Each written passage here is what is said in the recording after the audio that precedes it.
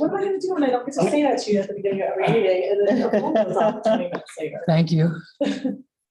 I love Selena. She's like the best sister you ever had. Madam Mayor, we are live. What am I going to do when I It is 6:01. Thank you. I love Selena. She's like the best sister you ever had. Madam Mayor, we are live. Oh, wait, sorry. 6:01. We have an echo. Yeah, she's working on it. Yeah, we're good. The echo is off. Okay, great. Thank you very much. Good evening, ladies and gentlemen, and welcome to the regular City Commission meeting of March 1st, 2022. Time flies when you're having fun. Could we have the roll call, please? Yes, Madam Mayor. Mayor Betty Resch. Here. Vice Mayor Herbert Robinson. Here. Commissioner Sarah Maliga. Present. Commissioner Christopher McVoy. Here. Commissioner Kimberly Stokes. Here. Thank you very much. Our Commissioner Sarah Leahy is going to lead our moment of silence or invocation. Please rise. In light of the current situation that's happening in the Ukraine with Russia, I just thought that it would be prudent for us to take a moment of silence and keep all those who are facing indiscretions and things that we cannot even wrap our heads around right now in other parts of the world, and maybe be mindful that, you know, what we have here isn't so bad, and just pray for those that are going through this displacement in the Ukraine. Amen. Amen. Thank you. And Vice Mayor Robinson will lead us in the Pledge of Allegiance. I pledge allegiance to the flag of the United States of America And to the republic for which it stands, one nation, under God, indivisible, with liberty and justice for all. Thank you very much. Madam Clerk, excuse me, are there any additions, deletions, or reordering? Yes, Madam Mayor, I have one addition. Presentation B, a proclamation declaring March 2022 as Florida Bicycle Month has been added to the agenda. All right, thank you very much. Anything else? That's all I have, Madam Mayor. Can we approve the agenda as amended? So move. Thank you. Do I have a second? Second. All in favor? Aye. Very good. So first, we have a presentation by our own homegrown school board member, Erica Whitfield. Hi, welcome. I love how you say that, homegrown. And she is one of our girls. That's it. Yes, I'm just going to set my house a little bit. You guys probably all pay permits, so I'm here for life. Thank you all so much for having me. Erica Whitfield, school board member, District 4. One of the goals that I have is to come here every year and give you guys an update on how your schools are doing. I know you all hear a lot about your schools, especially with the implementation of our education task force that Commissioner Stokes is leading, and I'm just super grateful. So I want to keep this relationship going, and hopefully we can have great conversations about it. So the school district of Palm Beach County, we updated our mission last year, so I just want to leave that. The mission of the school district of Palm Beach County is to educate, affirm, and inspire each student in an equity-embedded school system. Nice and short, hopefully everyone will remember it. And it really does get to the core of what we're trying to do. I'm going to talk really quickly today. I'm going to try to keep it real fast about some of the academic results, discipline rates, dropout issues that we're having, mental health, and student mortality. I know it sounds like a lot, but I'll go real fast. So I'm just going to hit on the main theme of the conversation that I want to have today is the impact of COVID. COVID has been extremely difficult for our schools. You know, we had children who just didn't show up to school for many months, and some of them years. Some we're still missing, and we're trying to get back. So just as an aside, if you see any children in your community that you think should be in school and are not, tell me. We have teams that will go out and work with those families, really to try to just encourage them to come back and tell them how difficult it is for their children. We actually just got back some of our attendance data, and it's very disheartening. Even the children that are back are absent at an extremely high rate, much higher than they were pre-COVID. So that means that they're not getting that day-to-day education, which we know is so important. So we have done a bunch of data collection over this time. We are comparing pre-pandemic to current times. We did FY 2020, which is actually the end of 2019, the beginning of that time, compared to the beginning of this past school year. So FY 22, which is actually end of 2021. So you're actually looking at a 2-year difference with COVID kind of smashed in the middle, but the children should have all been in the building for both. So comparing those data, we have had declines across the board in English language arts, math, and science. I'm just going to highlight some of the ones that are not declined. Highland Elementary actually went up in their English language arts for third grade. South grade went maintained, which is a really good thing in a couple of grades. Fourth grade, K-8 went up in third and sixth grade. English language arts for our high school and our middle school, they have maintained at Lakewood High, but lost ground at Lakewood Middle. Pretty tough numbers seen across the board. Barton and Highland on math lost ground during the pandemic. It's tough. Math is one of those things, and I know Commissioner says this as well. Math is one of those things you really have to be engaged in it with the teacher in order to make progress. And then if you stop doing math, you forget it. And so to not be in school is devastating for our kids' math. One of the things I like to say is, I'm sure all of you were wonderful at algebra in high school. If I asked you to do algebra right now, you wouldn't remember any of the things that you've done. Through no fault of your own, you need a refresher. Same for our children. Nope. So. Not sure what that is. So South grade students also lost good ground with math. Fourth grade made a little bit of improvements in sixth grade math, which is exciting. And to see their numbers actually coming out for their middle school that they have is thrilling.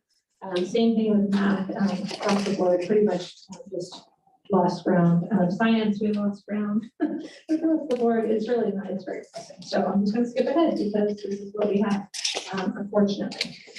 So one of the other things that's been a problem over time has been our in-school and out-of-school suspensions. We compared the data from, again, same time period, before the pandemic, post-pandemic.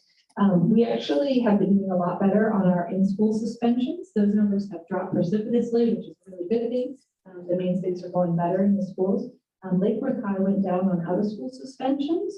Just a little bit, but they went down. But Lakewood Middle, unfortunately, went up on out-of-school suspensions. And that is really a tough age. If you think about those children have never really been in that school before this year because they were in elementary school, the pandemic hit. 2 years later, now they're in middle school. So they're showing up to a school that they've never been in. They're not respecting the teachers at the level that they should. They don't really know their way around. And it's one of the toughest times to be a child is your middle school years. I have one of those right now, and I understand completely what that's like and the stresses that they go through. So that's been a real difficulty. Overall, though, we do have the ability to mitigate that, but out-of-school suspensions have gone up. I have good news when it comes to our Lakewood High School graduates. That's something I really wanted to share with you all. In 2019, the percentage of graduates at Lakewood High School was 78.8. 2020, we were at 91.1. Oh. 2021, we were at 95.4. Wow, Amazing. that's really. Numbers. So we are very glad about that. I will put a little caveat, little asterisk on it. Some of it is about the way that they let us graduate kids. So I will say, yes, it's a great thing, but unfortunately, the numbers may go down this year as time goes on. We had non-graduates in 2019, 103 kids just didn't finish. 23 left early. In 2021, that didn't finish was only 8 children, and left early was only 15. So you think about the real lives that impacts, that walk out with a high school diploma versus just leaving early. It's a huge deal. It makes a difference in each one of their lives. So that's a really important thing. I want to talk about mental health really quickly. I know that our president is going to probably talk about this in the State of the Union tonight. This is huge. For anybody who has a heartbeat in Palm Beach County right now and walking around, you know how stressed everyone is. We are all under this recovery thing that's happening around us. And just the level of contention among people is difficult. And you're going to see that in our students as well.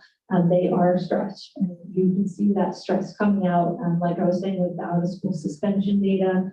Definitely discipline rates are at a high right now. One of the other things that we do is mental health. And so we as a school district do a lot around, we actually have what we consider a tiered support. So every student in the school district gets a little bit of intervention, which is usually the Sweet 360. It's like a little class that they take. I have my focus group of 1, my daughter, and she tells me when she comes home and she's done this, and I'm like, how did it go? What did you think? And she thought it was pretty good. for that overarching thing. Now, when it gets beyond that and the students having struggles and issues in the school, we will do interventions with behavioral health professionals within the building. We have the co-located therapists that come in. We actually can send students out. And this is all because of the referendum dollars that the citizens of Palm Beach County and residents of Palm Beach County gave us a few years ago. We will be coming back and asking for it again. It has had such a positive impact. I just want you to know. So district totals, I can't give you Lake Worth because it's too small the numbers, and they give you all of it. So just this last semester is what I'm going to give you. Total students referred was 3,202. Total students receiving services, this is in Palm Beach County, 2,243. And our co-located mental health professional totals, total students referred was 1,589, and receiving services 1,329. Those are students that would not have received those were it not for the taxpayers of Palm Beach County and the referendum that we got. Okay, the other thing I want to mention is just that we have school behavioral health professionals in the schools. We have 170 in our schools right now, so one for every school. We have 130 certified or licensed school psychologists. And we also have co-located mental health professionals, so it's like Center for Child Counseling, groups like that, that actually are at 100 sites within the school district. So we have really become a large provider of mental health in Palm Beach County. We're on par with working with the same as the sheriff's office. They also are a very large provider. I know one thing you guys are very interested in is the Wi-Fi. We are actually doing really well on that. I'm very excited to share with you. One positive thing that came out of the pandemic is putting Wi-Fi in all of our cities. City of Lake Worth Beach was actually one of the very first to sign on to this. I'm super proud as a resident that we did that. We are 80% complete in putting fiber in the ground. They're actually doing tests on it right now. They anticipate that it'll be turned on before the summer. So hopefully sooner than that, but it should be up and going probably by April, May is what they're thinking. So before kids get out for the year. And then of course next year we'll have it all in place, which is going to be awesome. And again, a big thank you to the city. You guys gave some funding to help with paying for the electric and allowing your poles to use. And that is one of the reasons we were able to put City of Lake Worth Beach right up near the top with our Wi-Fi. So it's a huge thing. The last thing I want to close with is one of my passion projects is working on the homeless students. Unfortunately, Lake Worth Beach has some of the highest levels of homeless students in the county. And so I'll just go through it. South Grade actually is the #1 place for homeless students in the county. They have 145 homeless students within their school. The second highest in the county, and there's a county ride, is Highland with 106 homeless students. Barton actually comes in at 48 and North Grade at 87. Barton has 23 kids and North Grade has 14. Lake Worth High School is in 10th place with 48 students, and Lake Worth Middle School is actually in 3rd place with 103. It used to be Stephen Taylor was the highest number of homeless students in the county, but now it is South Grade. I only say all of this because my whole story is just that Lake Worth Beach has a high level of need when it comes to our students. And there is honestly nothing more important to me than helping those students. So I come to you all because you care about your students, and I want to let you know where we are. Post-pandemic, it is a rough world out there for our kids. They are dealing with some of the biggest issues in the county right now, and that includes the Blades. We have more homeless people than Riviera Beach, than the Blades, than West Palm Beach. So some of the places you might think that they're high, we actually win here, unfortunately. And you know, we're having some struggles that are pretty typical across the county, but they have definitely been happening here. So I think what we need to do as a community is really continue to work on that Lake Worth Beach education task force. I think that's crucial. We have to make sure that if our principals or our students or our teachers need something, that we support them in any way that we can, because they're really doing amazing work and working so hard, and just be amazed at what they see. Please go to your schools, check in. Hopeful soon that we'll be allowing volunteers back in soon, and if that happens, you know, we can always use people coming to meet with the kids, read with the kids, recognize the kids that are doing well, because we are really proud of what they're going through. So that's it. Hopefully I was fast. I tried to be really fast. Tell me what kind of questions you guys have. What kind of questions, right? Sarah Lega. I just have one. How do you, and this is more of just logistics, I guess, how would you know if a child is displaced or homeless?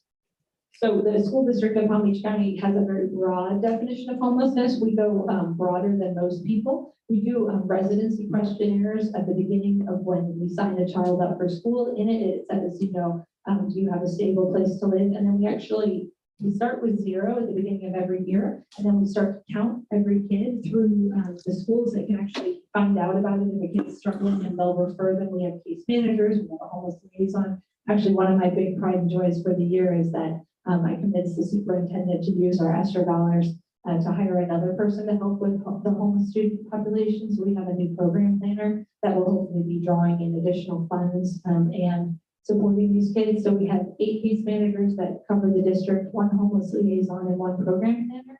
And then through our residency questionnaire, we will ask those questions. And any student is considered homeless if they live in an adoptive family home, and they're still considered homeless because they've been placed.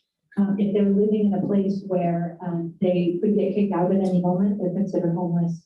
If they are in any insecure housing situation. And then we do have children who live in parks and cars, outside. That happens. It's happening here in Palm Beach County. They are not as seen. Also, hotels and motels, those are considered homeless as well. They are not seen like you'll see the people standing on the side of the street, but they're very much here. Our most recent counts are over 3,500 in Palm Beach County. At the end of 2019, we counted almost 4,600. Yes. So do you factor in, and these are devastating numbers. Are foster children or kids who are technically displaced, are they factored in as well because they're in a temporary housing? Are they considered part of that group as well? I think so. I don't think it includes foster kids. Okay. I'm not positive, so I have to ask. But just because you said the temporary housing, that's why I asked. Yeah. And living with relatives, Yeah. sleeping couch surfing sort of thing. So they might be. I would have to get back to you. I'm not. Those are devastating numbers. Thank you for everything you're doing. Yeah, what a struggle. Anybody has any questions or comments? Mr. McGoy and Mr. Robinson. Go ahead, Chris. Are there any things that we can do to help encourage the school district to pull up our schools a bit more? Oh, absolutely. Well, I mean, we're honestly doing everything we can, but I think the biggest issue right now is attendance. We need children in their seats. They can't only kind of come or sometimes come, or I didn't feel like it today, or I'm tired, or this is happening. And if they're not showing up, I mean, the impact is so very real. And I think what happened over COVID is parents started thinking this wasn't a big deal. We don't need to send them anymore. And so I'm here to tell you it's a very big deal. And we have to send our kids to school. And they need to go every day, all the time, because the teachers can't do anything with a student that's not there. And so as the attendance rates are a problem, that is the number one key. So, I would encourage our local sheriff's office, if you see children, let us know if they're out. Encourage kids to go to school. I don't want to be punitive, but we are doing some things in the community to be more, to push more up with the families to say that they need to come, because we've tried asking them to come, and sometimes that's not working, but we really need them to be in school. I think that's our biggest issue right now, and I think you'll see the numbers will go up. As far as the work, I am so proud of our teachers, our schools, our principals. They are working, and they're honestly, they're blowing me away with the effort that they're putting in. But we could use the help of having them in the building. And then also, I think, as we go forward, with our education task force, we've actually sent members of the community into the SAC meetings. And I think that's a really important piece, because a lot of these families, especially in high poverty areas, those families are not in the schools as frequently as you'll see in a more affluent area. And when they're not in the schools, they don't know how to help. And so having residents in our community want to reach out to the principals. We only have 6 schools here.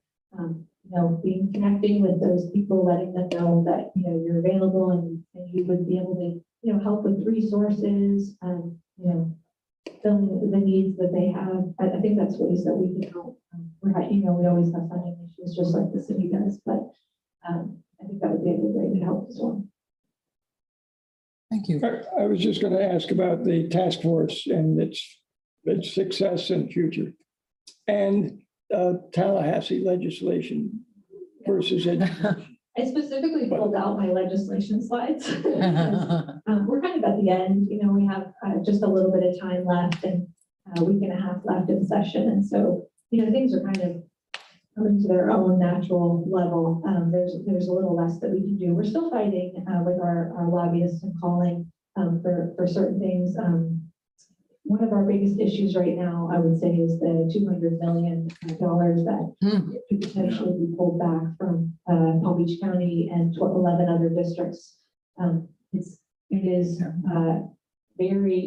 going to have a very large impact on our schools. It would be $28 million for Palm Beach County alone, that fund's being pulled. And so that impacts everything. You know, we don't have an extra $28 million to just get rid of. So I think that's a very large thing that's still really on the table right now with the budget conversation. So that's been very large. You know, and then obviously there's some other bills that are out there as well. As far as the education task force, I think Kim's doing a great job. She's very engaged. I'm very, very glad to see her there. And I would like, you know, to have your continued support for it, because I think it, you know, it's new and we're starting, but I do think it's crucial. Many of our successful communities in Palm Beach County have a strong education task force that have been going on for years, and they really do have that ability to lobby and advocate for their schools. Thank you. For those people that don't know it, I just want to bring up, you mentioned the money. For those people that don't know this, the Florida legislature is planning on withdrawing $200 million approximately from school districts that voted to have a mask mandate. So if you had like Palm Beach County, Dade County, there were a few of us. And so they are going to be taking, is it 28 million? 28 from us, 200 from. $28 million from our Palm Beach County school system as punishment to our children for the fact that there was a mask mandate. Well, and I just want to be clear that when the legislature did meet and made it illegal, we did rescind our mask mandate. But before that, it wasn't actually illegal. It was, you know, there was some conflicting legislation. And so we felt we had a standing. They felt they had a standing. So we held on to the mask mandate as long as we could. When the legislature met in November and they changed the law to be very clear about the ruling, the school district of Palm Beach County followed, and we did comply, as did every other one of the 12 school districts in the state. So I don't think we were ever not in compliance with the state, but yes, it is the result of that. Yeah. Punitive legislation harming our children for punishing people for not wearing masks. But thank you very much. Vote. What? And a party vote. And oh, it's total party vote. It's all, yeah. Let's not get into politics. If you guys ever have any questions for me, I want you to please reach out. Anybody in the community have any concerns? You know, I really want to sort of work as best I can. I live here, you know, I'm here every day. I want to make sure this works. So please let me know how I can get assistance. Well, we really appreciate having someone on the board that is a resident, that you understand who our little city is. And thank you for the work that you do for us. I want to thank you very much, Erica. Thank you, Erica. Erica, was it the municipal institute that we met, or was it the So yeah. we had the two things that we did, and then there was the training for hurricane preparedness that we also did.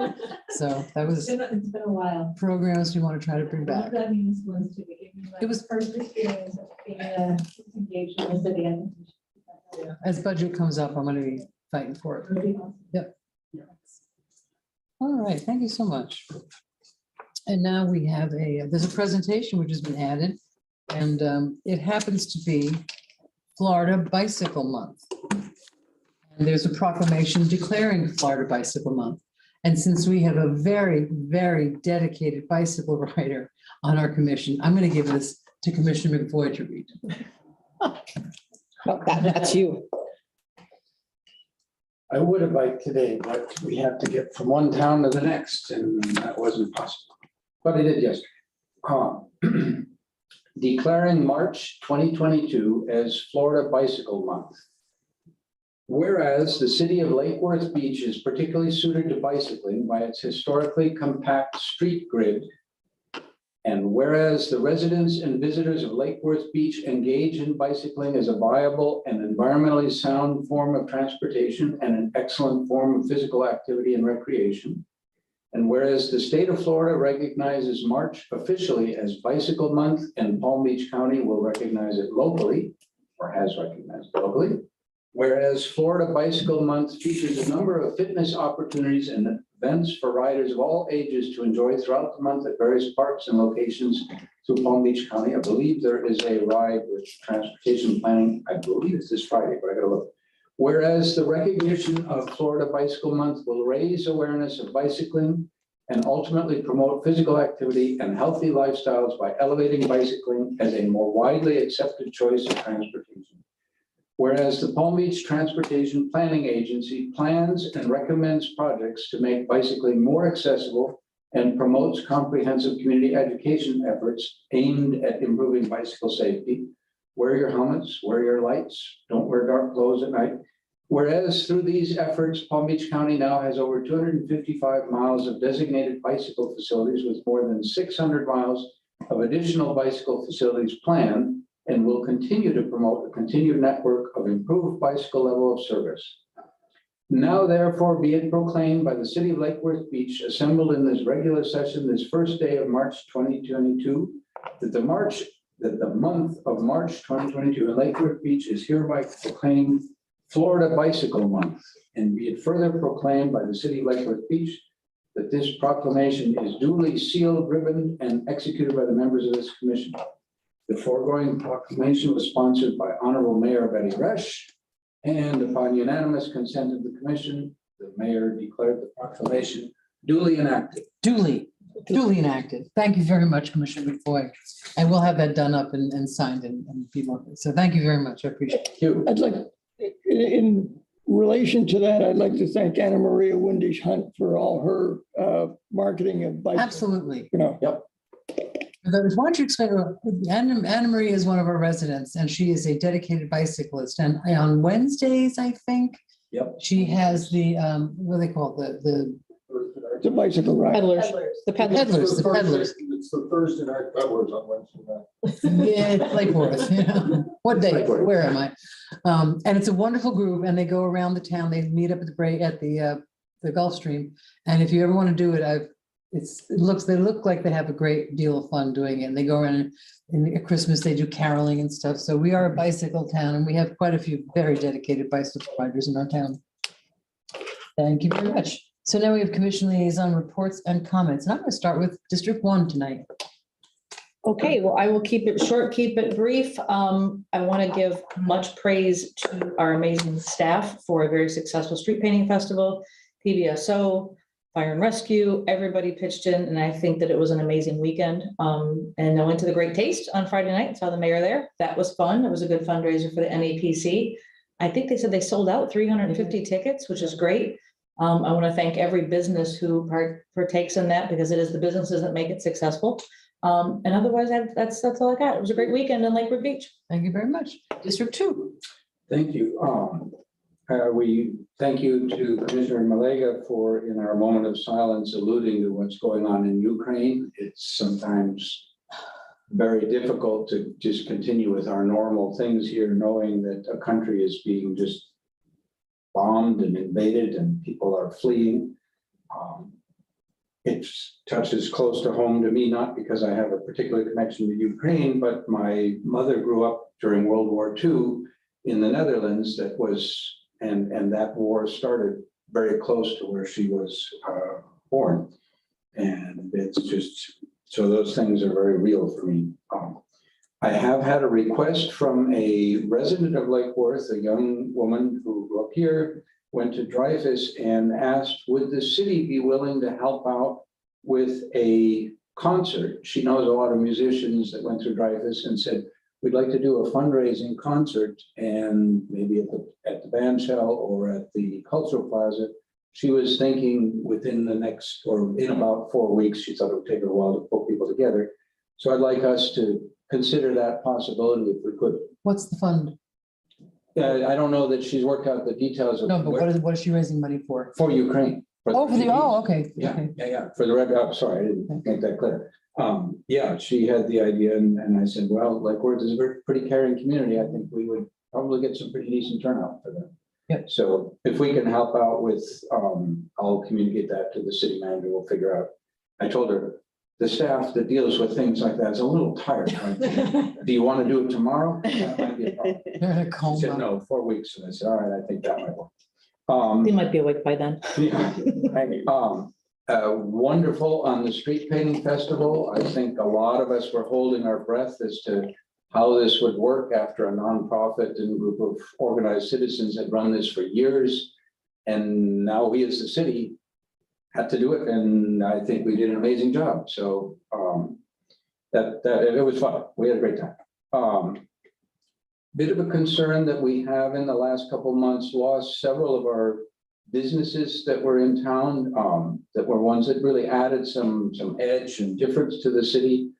I will be meeting with those business owners to try to learn as much as possible. Is there anything that we as a city could have done differently to try to help keep those businesses in town? I will be, the last one is something that related to the bicycling month. There is it's actually an international program currently started in Sweden called Vision Zero. And it is a transportation related thing that says it really isn't acceptable that we have fatalities related to cars and transportation and serious injuries. Injuries. Injuries, That one. thank you. Thank you. We're a team here. Yes. Serious injuries. This is Sweden? It started in Sweden in the 90s and expanded throughout Europe and apparently did fairly well at getting people to think differently about their policies. It is now, there's a nonprofit organization. The federal government, as far as I know, sponsors it. Florida Department of Transportation has committed since, I'm not sure what year Florida has committed at the state level, but they're committed to Vision Zero. Palm Beach County is committed to it since 2018, so we're 4 years in. And I will be bringing forth a resolution that's kind of one that the Transportation Planning Association, we probably want to modify it a little bit for our own specifics, but I hope that we'll give that some consideration in the next couple of meetings. Thank you. That's it. You're on. My turn? Okay, yes, really quick, we did have a joint meeting with the CRA last week. Everything is such a blur. It's just so It really much, and I can't- is. What happened 2 weeks ago versus this week? But that seemed to be pretty successful. I think it cleared up a lot for me of what their role is or what they see their role as and how they've worked with the city historically and where there's some room to improve in the future. Commissioner McBoy and I were a little late coming to our flag raising ceremony today because we were in West Palm Beach, showing support to the people that organized a rally there, to raise awareness about a lot of the bad legislation that is going through Tallahassee. It's not just dollars that they're trying to take away from our students that will impact them negatively. It's a lot of policy and legislation that they're doing that's going to affect some of our most vulnerable students. So that was pretty busy. We got to celebrate Commissioner Robinson's time here serving the city. And the street painting festival was, yes, it was really awesome. I was able to bring my girls there Sunday and they got to each paint a square. I think since Nadia and Jai were both born, I have pictures of them every year. Oh, I Their love that. artwork, except for the years that were canceled. So there's a gap, but it's always a good time. They love it. It was great. Great, thank you. And Vice Mayor Herman Robinson. Well, I'll try and keep it brief, but the street painting was fantastic. Really, Lauren and her team, including Public Works, the whole city just kicked it up to a fantastic weekend. And the taste of Lake Worth on Friday night was a real demonstration of our diversity. I'm going to mention voting on next Tuesday. Democracy is challenged around the world, and we need to demonstrate that we are a democratic in small d country and a city that participates in voting. I'm not going to mention it on the agenda, but I'm looking forward to a rent. When rents increase, we require a 6-month notice and maybe some other things, but I'm looking forward to that coming up sooner rather than later on an agenda item for addressing the tremendous rent increases of people that their incomes haven't kept up.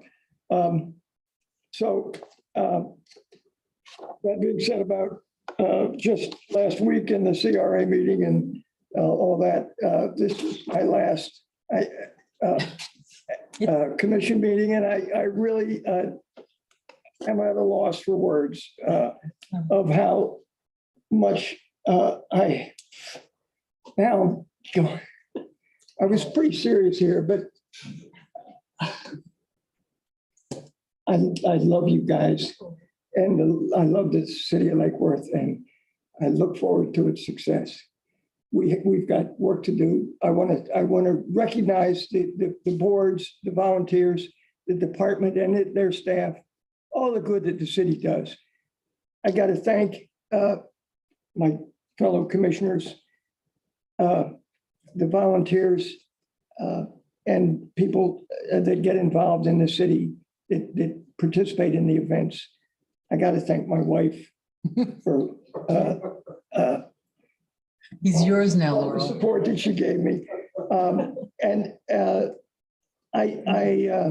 do want to keep this brief, but I'm looking forward to the success of our city under good leadership and demonstrating the pride that we have, the joy that I have in living in this city of wonderful things, recognizing the possibilities and opportunities that are open to us, the congeniality and collegiality that exists today. Yeah. And I think it will exist next week and in the future. I have to throw out a couple. I did start with 3 and now I ended up with 5. Have at it. Oceanfront Park, the CRA alignment, I'm going to call it alignment, however we want to align them. The docks in our waterfront need and mobility. And Design is everything, huh? yeah, and the ARPA money, recognizing that human infrastructure is as important and as costly as neglected structural infrastructure. So with that, I have to say it's been a wonderful honor, and I am actually sorry, but I think it's good to move on and let young, new ideas come forward. Looking forward to that. So thank you again. I only.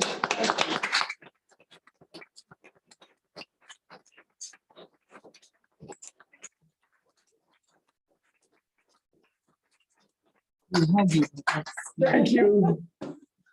He's coming in for a close-up, watch out. Let me point my. And you're gonna, Gonna get that tear falling out. okay. Oh, We still have 4 more hours left tonight. I'm good. I'd like to get home by 9. Okay, so mine are, you have to say something about the Street Vending Festival. Staff, citizens, volunteers, every part of our staff. Artist. Would you stop finishing my sentences? I was gonna get to the artists. Everybody that did this, I had no doubt that the city was gonna do it. I had no doubt that the staff was gonna pull this off. How they did it, the magnificent way that they did it was amazing. I was down quite a bit this weekend, and everybody was having a good time. It's just the most wonderful, non-political. We just all have a good time. People are drinking beer and drinking and having Cokes and popcorn and all that stuff. And it's a wonderful thing, and we'll be very proud. And having said that, I want to thank for 28 years. Mary Ann was the street painting goddess. She had many handmaidens and men helping her. But this legacy that she created, I was on the dais in 93 or 4 when they came and Aaron and Marianne came and said, we want to start this thing. And the commission was like, okay, have at it. And it's turned into a thing. And so the legacy, and I just want to give a brief, my square, which was beautiful. I sponsor a square every year, and the girls that were doing it, the young ladies that were doing it were sisters. And they grew up in Palm Beach Gardens, and they started doing street painting festival when they were in high school. They both live in the Bay Area now, San Francisco. Wow. Their mom was there and their dad was there. And I said, yeah, this is, they can't. The mother told me that when they asked her, Mom, what do you want for Christmas? She said, do the street painting festival. So they came, that's the kind of connection. You know, we talk about the CRA and getting to know each other. It's all about the human connections and the relationships that we make. And I just think we've done, you know, that kind of thing is what brings it together. I just wanted to tell that little story. Ukraine, I can't even talk about it, but I'm going to. I would like to ask the commission for consensus. You know, we're all mentioning it and we're just heartbroken. And we all feel so helpless. But I would like approval from the commission to draft a resolution coming from the commission, just, you know, what little voice we have in support of the people of Ukraine, and maybe spread it to the other towns in the city. Just, you've got to do something, and that's what we can do. So if I could have consensus, and I would work with the city attorney to come up with languages. The Senate just actually passed, the US Senate just actually passed a very good resolution about, you know, democracy. You wake up in the morning, you have a cup of coffee in your apartment, and 3 hours later a bomb comes in. That's what those people are facing. And every day, you know, we might have bills due, we might have aches and pains, but good Lord, we are living in a safe country. We're the most divided we've ever been, but we are living in a safe country. And I think we all have to thank our blessings for that. That's my second speech. Number 3. We just had a great proclamation out in front of City Hall. Today, March 1st, is the first day of Lake Worth's Gay Pride Month. And we had a great little crowd out there, and we all have flags, and we will happily pass them out to you as you leave. It's the start of the month, which culminates in one of the biggest gay pride parades and weekends in the country. And it does our hearts proud to be able to do that. And I just wanted to mention that was coming up. Completely random. You know, now that it's our second year, we're approaching the budget. I'm starting to think in different terms of the budget and where you have to kind of get started. And we've talked a few times about the water quality of the golf course. And I don't know what we're using at this point, but I would like to look, you know, when we start looking at contracts, to be a little more cogent about the fact that maybe we should not have people, if in fact, I didn't ask Juan and I should have, if in fact, you know, our folks are using chemicals that are going right into the intercoastal, maybe we need to take a look at that and see if we can't contract or, you know, work something out that it's not quite so harmful, because we're applying, you know, we were up in Tallahassee begging for money the other day about, you know, sea rise and flooding, and that just such a contribution to it. So that was my next thing. And I'd like to, you know, just bear that in mind because I may forget it. The last thing is Herman Robinson was the vice mayor of this city, and he was a commissioner, and he gave a tremendous amount of time and passion into the city. And he's going to go home now. Right now? Not right now. Right now. And we just had the staff, we just had a little, you know, cake party for him. And I just wanted to, in public, present him with what we presented him with as a little going away present. You are very kind and generous, and That's what makes life worth living. where are you going? She wants you down there for a picture. Mark's here, we have to have a picture. And I'd like to bring the whole commission down. All right. And our city manager. She's a leader.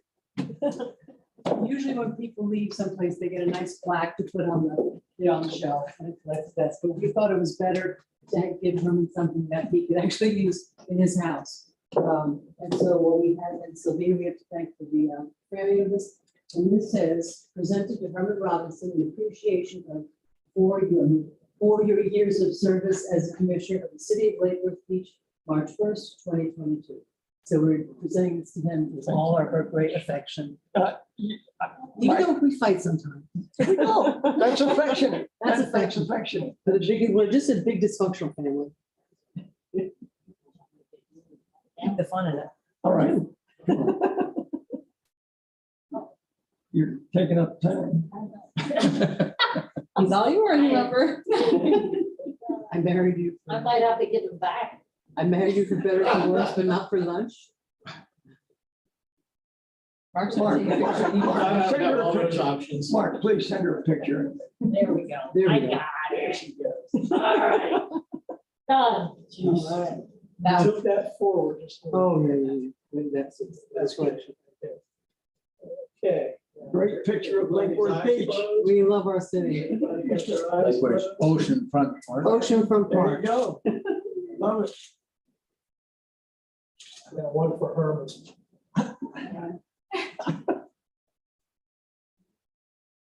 it's not working. Good. Thank you very Yeah, that much. was, it didn't take. Oh, don't worry. Sure. Oh, that's a good idea. It's actual, right? Right, Yes, that's right. We know it's there. Oh, wait. Herman? you're Herman, next. go. Thank you. Thank you. Jim, I got, ready to go. You can imagine. You got work to do. Okay. City manager, do you have a report? Excuse me, Madam Mayor, I'm sorry to interrupt, but you asked for consensus regarding that proclamation. I Yeah. didn't hear that you got it. Got it. I got it. Yeah. Okay, just Thank to be you. official, thank you. You keep us in line, Madam Clerk, and I appreciate it. Madam Mayor and Commissioners, I do not have anything specific for the report. Certainly, following the honor of Vice Mayor Robinson, it's hard to follow that. I just want to also share my appreciation for him and his leadership and service to Lake Worth Beach. And it's an honor to serve you during this time. And I appreciate your support and confidence in me being part of the team. You've So I got want it. to say thank you. Thank you.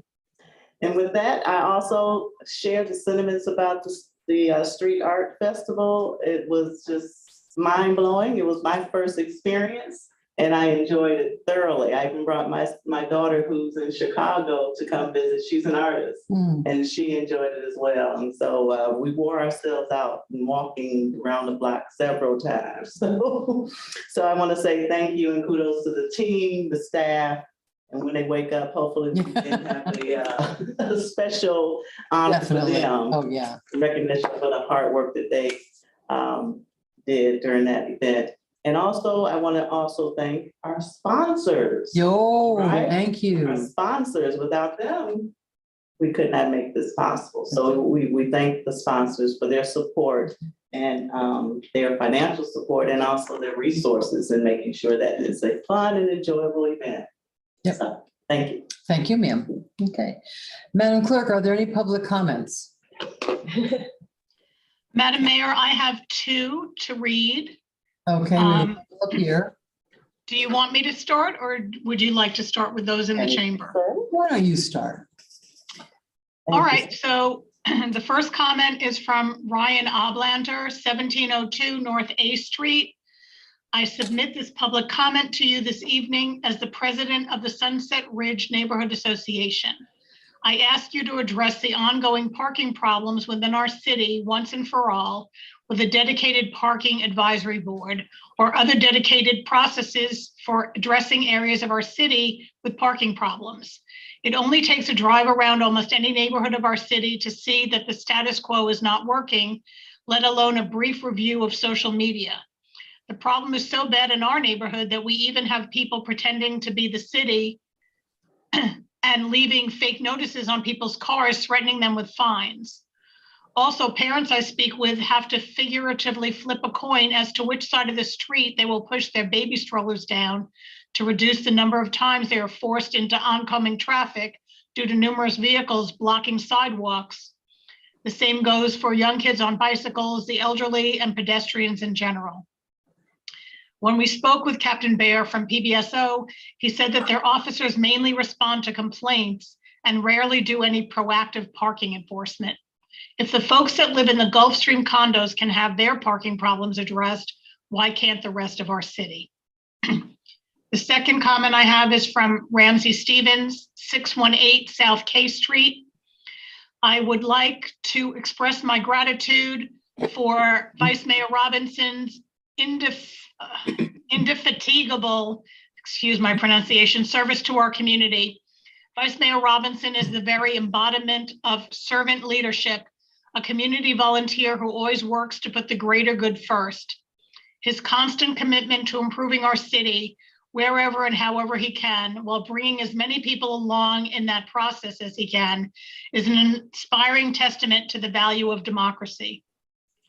I hope our city commission will honor his service for a long time to come by never accepting the status quo.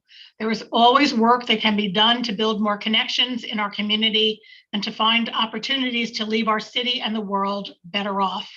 That's all the comments I have right now. Thank you very much. I have a couple. Todd Velez would like to come up. Oh, two Todds. Rare, that's rare. I know, I didn't go out. I went reverse alphabetical. We got the only name nobody has. Hi, Todd. Todd Velez, 530 4G. I would like to thank Herman for, I'd like to thank somebody for their involvement with Calvary, as he was a neighbor of ours.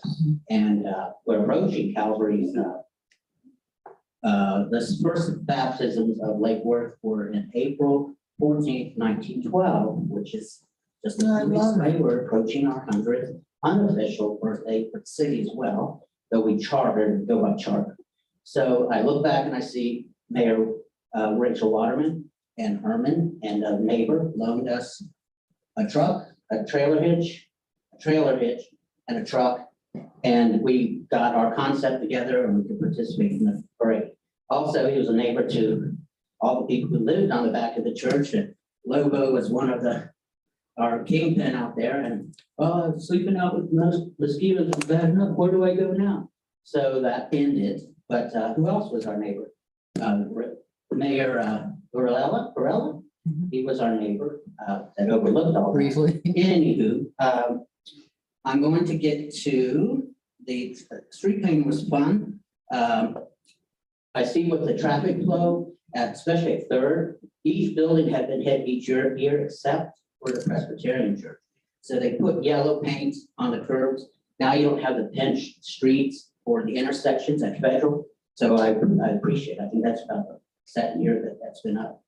Also like to introduce, which I asked Tom Tumo, which is Tuomo, which is an elder and a director of of the Midnight Sun that's coming this weekend, which is church, which is St. Andrew's Lutheran Finish, will be participating. And Sammy is the new Reverend, Mr. Sammy is the Reverend there. And Finland is, there's a title, The Last Christian. There's a great upheaval there of her beliefs. But anyway, that church will participate, like Our Savior Lutheran will participate, as well as many others. That will be 3 days. That's 5 to 10 on Friday, which is the 4th. Saturday, the 5th is 9 to 10. And Sunday, the 6th is 11 to 5. Yeah, that's 20 for all 3 days, or 7, 10, and 10. So we hope to see you there. He mentioned you would come, so. I think I need to check. I think it's noon on Saturday that I'm supposed to. I need to know when I'm supposed to be there. Well, that's all day. So you got 9 to 12. 9 There's to a 10. thing I'm supposed to speak a little bit about. Yes, I guess it's fenced off, and I have not. I'll ask Pete, yeah. But so we'll see you there, all of you. Are they gonna have the wife carrying contest Yes, that's this year? so Google it to find out. So that's Sunday. Great. Okay. Thank you very much. Thank you. Todd Townsend. Todd Townsend, 502 South J Street. Just wanted to zip through this real fast. I know we've got 2 minutes. Street Painting Festival was awesome. I think that this city is ready for the world stage. However, I didn't really see anything about Black History Month or nothing about Ukraine. That could make us better as time goes by. But, Last month, we correct. proclaimed Black History Month. There were all sorts No, I of. mean, like on the. Street painting. Yeah. Oh, okay. I mean, artist. So aside from that, yes, the paint is great. Our town is rocking it. We are getting known around the world for that. So I was searching out for pool builders. Pool builders are all 2 and 3 pools behind. Why? Because people that collected all their COVID money are coming down to Florida, buying homes and building pools. So we're looking at people 2 to 3 pools behind. Therefore, we are behind the 8 ball. We've got to get in line. And so I contacted, so as I was searching around for pool bills, I found Larry Rowe. Many people know him. And I sent him my stuff and he said, yes, I love this. I think you really got it. This is what people should do. So he said, you need an engineer. I said, I don't have any money for an engineer. He said, you better talk to your mayor about, getting her to say that, yes, you can carry the name of Lake Worth Beach to get an engineer. And so that person will know they will be paid. And so the last thing is that our infrastructure as a beach town is different from everybody else's. We're not in Tacoma, Iowa. So our infrastructure, the money that we get for the infrastructure really should go to the beach, so we can make ourselves stronger, so that we can then lift up those people that are going to elementary school who are living out here homeless. In Paradise, we've got homeless kids out here going to school, not cool. So we make ourselves stronger with that $19 million at the beach. All of our finances will get better, everything will get better. So that's my question. Can I go out and talk to an engineer and say, Lake Worth Beach will pay you? I doubt that. Doubt that. I seriously doubt that. I love your enthusiasm. Yeah, I mean, you, Okay, so then how can I go about doing this? Because I've got the design for the. Todd, we don't really talk with discussions up here about this. We have a process that we're starting with the pool. Public comment is going to be welcome. We're going to have open meetings about it. We've been talking about it a lot. It's a group process, and I think so far we're doing pretty good. I'll look forward to that. Thank you. Okay, thank you. Okay, next we have the approval of the minutes. Oh, yeah. Oh, consent agenda. You are correct, Madam Mayor. It is approval of the minutes. That's weird. I don't see consent agenda on here. It says. But approval of the minutes is normally before the consent agenda. Yeah, we did did we approve, all right. The next thing I have is public participation and consent agenda. It's added there. So we'll have approval of the minutes and approval of the consent agenda. Yeah, Madam Mayor, there is nothing on the consent agenda tonight. That's why there is no that's heading the for it. best consent agenda we've had in a long time. You only have to approve the minutes. Okay, motion to approve the minutes. So move. Thank you. Second. Second. Thank you very much. All right, All in favor? all in favor? I don't want to interrupt, but. It has been a long day, sir. All in favor? Aye. Thank you very much. Moving right along. Public hearings. Next, we have a public hearing, item A, quasi-judicial hearing proceed, quasi-judicial hearing. Let's get to that.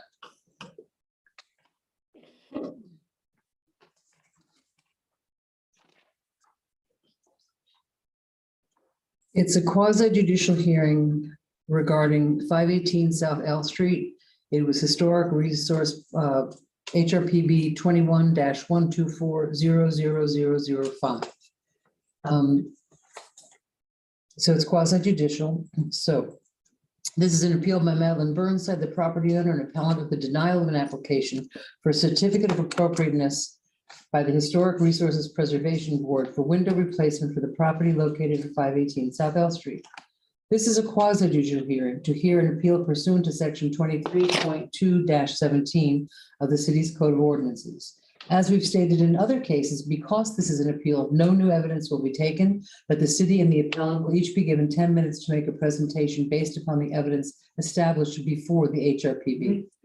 Thereafter, the commission may ask questions of the city and or the appellant to clarify their presentations or the evidence established before the HRPB. I will then allow for public comment. The public hearing will be closed and the commission will deliberate. Does any member of the commission have any ex parte communications, personal investigations, or campaign contributions from the appellant to disclose? No, ma'am. Let's go down the road. Commissioner Malega? No, ma'am. Commissioner? No. Yes, Yes, okay, would you just I have spoken to the property owner, I'm going to say a year ago. Okay. And looked at the property. okay, and I've had no contact at all. Does that ex parte conversation that you had with the owner in any way affect your decision tonight? No, I look forward to the testimony of staff. Okay. And are you willing and able to serve as an impartial member of the commission and decide this appeal solely based on the evidence established before the HRPB? Yes. Okay, great. Madam Clerk, as necessary at this time, please promote all appeal participants to panelists for swearing in. Madam Mayor, I believe everybody is there in person. I have no one on Zoom. Okay, all those giving presentations or who will be answering questions from the commission, please raise your right hand and be sworn in. Madam Clerk, they are. Okay, do you swear or affirm that the testimony you're about to give is the truth, the whole truth, and nothing but the truth? Yes, yes. Thank you. And under- For those who are speaking, please give your name and address for the record before you speak. Thank you. Thank you. We'll begin with the staff presentation and a reminder that it can be no longer than 10 minutes. Thank you. Hi, Erin. Hi, sorry, just give me a minute. I'm Take your- having some take your time. technical, I don't know why the Zoom is not wanting to let me share, so we're gonna have to probably. Mrs. Davis, do you have a remote for that TV?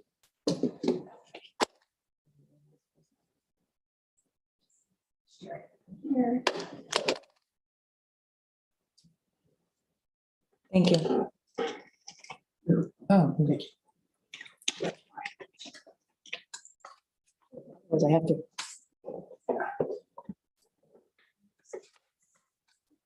So good evening, for the record, Erin C., Assistant Community Sustainability Director. The item before you, as the mayor has stated, is an appeal. Aaron, your microphone. Oh, it's okay. Usually I'm loud enough. For the YouTube. As the mayor stated, this is an appeal by Madeline Burnside, who is the property owner. She's appealing the denial of an application for a certificate of appropriateness by the Historical Resources Preservation Board for a window replacement on the property located at 518 South L Street. The subject property is a contributing resource to the Southeast Lucerne Historic District and is located in a single-family residential zoning district. You can see here the general location and again, the general information about the property. There were some modifications to the property over time, including some window replacement in the 80s that replaced the windows to an awning window type construction.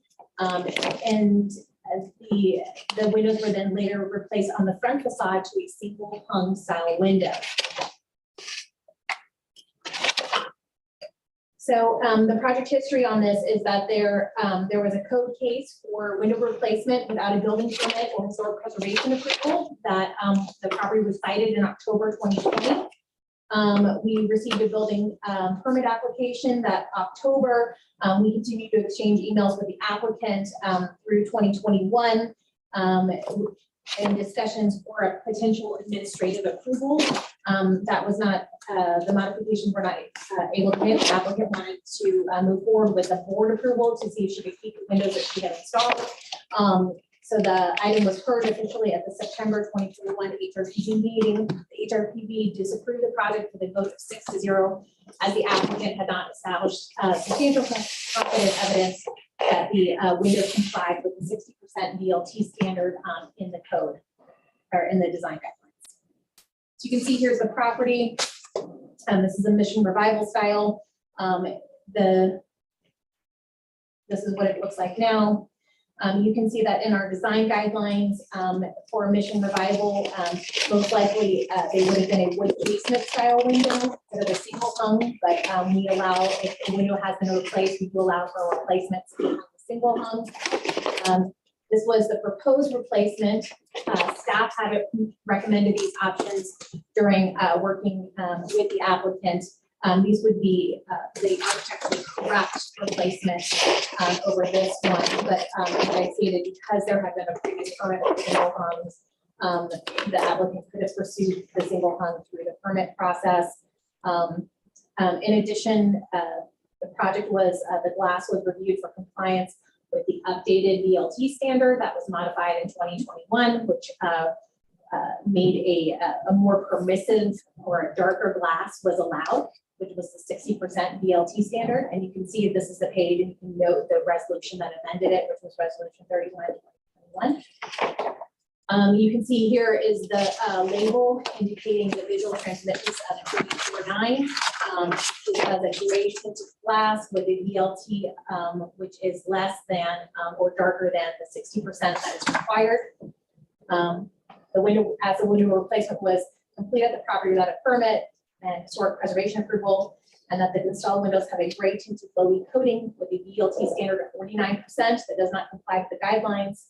The HRPD, based on the data analysis, determined that the applicant had not complied with the design guidelines and voted to deny the project with a vote of 6-0. And that concludes my presentation.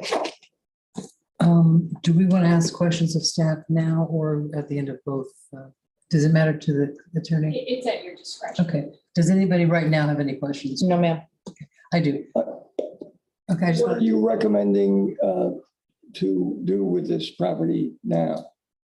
So the recommendation for this for windows that are not in compliance or installed without permit is to replace the windows that so to come back in with the building permit and then source windows. So really, this is a case, though, it's not really about what she would do next. It's really about, it's an appeal over, did the HRPB make findings or did not establish substantial competent evidence that the applicant complied with the design guidelines or not. That was their determination. So the appeal is what we're here to hear this evening. So I know we have worked with applicants in the past on, if they have done some work without permit. There's a lot of feelings about this because, you have folks who come into the permit process and they follow the rules, and then some folks come in and they don't maybe understand the process and they kind of do what they want, and then we have people complying, we have people not complying. So there was a feeling and discussion at the HRPB about rewarding folks who are not coming through the process and complying with the rules that everyone else has to comply with. so the two issues are did the applicant ever come to the city and say, I want to replace my windows? Do I need a permit? I'll let the applicant speak to that. I wasn't here. We don't, the staff that were here at the time did not recall that, and that the permit was, they were flagged. Ms. Bertheim was cited with a code violation. So it was asked, so the windows were put in before a permit was applied for. Okay. And my second question is, other than that issue, and I agree, it's a tough one. Is it the shading of the shading of the windows, the 80%? And that's the bigger issue? Yeah, we could have worked. The other on issue. The single hung windows, even though it's not the ideal for the architecture, because there had been a permit before for a single hung. So it could have been a replacement in kind. It's not, again, ideal. I mean, you can see just by the pictures how, really that's a space for two windows. If I can go back, you can see for this type of architectural style, you can really just see how it reads so much better with, this would be the historically appropriate window design. So awning windows were used and single hungs were used to replace the awning. So there was some degradation of the windows, but windows are really character defining features for, especially for styles like mission revival styles. So if this person had come to the city for a permit application, would they have been sort of guided to get this, the second that? We would have guided them for the second option. If they had wanted to stay with the single hung, we would have allowed the single hung. But with the money. With the correct VLT. So, and the muntins. So, Oh, right, two windows, no, okay. yeah, so see, it would have normally, and the ones on the right would have been two windows as well. Those would have been casement. Yeah. So, I mean, it's unfortunate it happened this way because the casement would have been better for egress, honestly, because the single hungs are difficult for egress as well. Okay, Commissioner Malega had her light on first, I think. My question is, was a company hired to do these windows and they just didn't pull a permit? That's would be something the applicant could see too. Okay. I know she was gonna present. Commissioner, Stoked. So a couple of things I want to understand. The relief that would have been asked, or that I guess is on the table still from the HRPB ruling, would be, hey, you need to go back, if you want to get the COA, the appropriateness, you need to take out these windows and put in ones that are more transmissive, less gray. Is that the? Yeah, I mean, the windows that are as proposed don't meet our design guidelines. So I mean, that's the difficulty when folks don't go through the process and they don't, you know, it's that, they sometimes purchase products or buy things, and install things that are not only meet our historic guidelines, but many times don't also meet the building code as well. So, And then a follow-up one, just so I understand clearly, did the applicant come and ask for a permit of any sort, whether they followed our guidelines or not before doing it, or did they just replace them? not according to our records. We have no record of an application, and that's why they were cited. And then I guess my last two would be, don't know quite how to measure it or quantify it, but I would gather that there's some degree of cooling difference or air conditioning difference between the 0.49 and our requirement of at least 0.6. How, So the standard is the standard, so we review to the standard.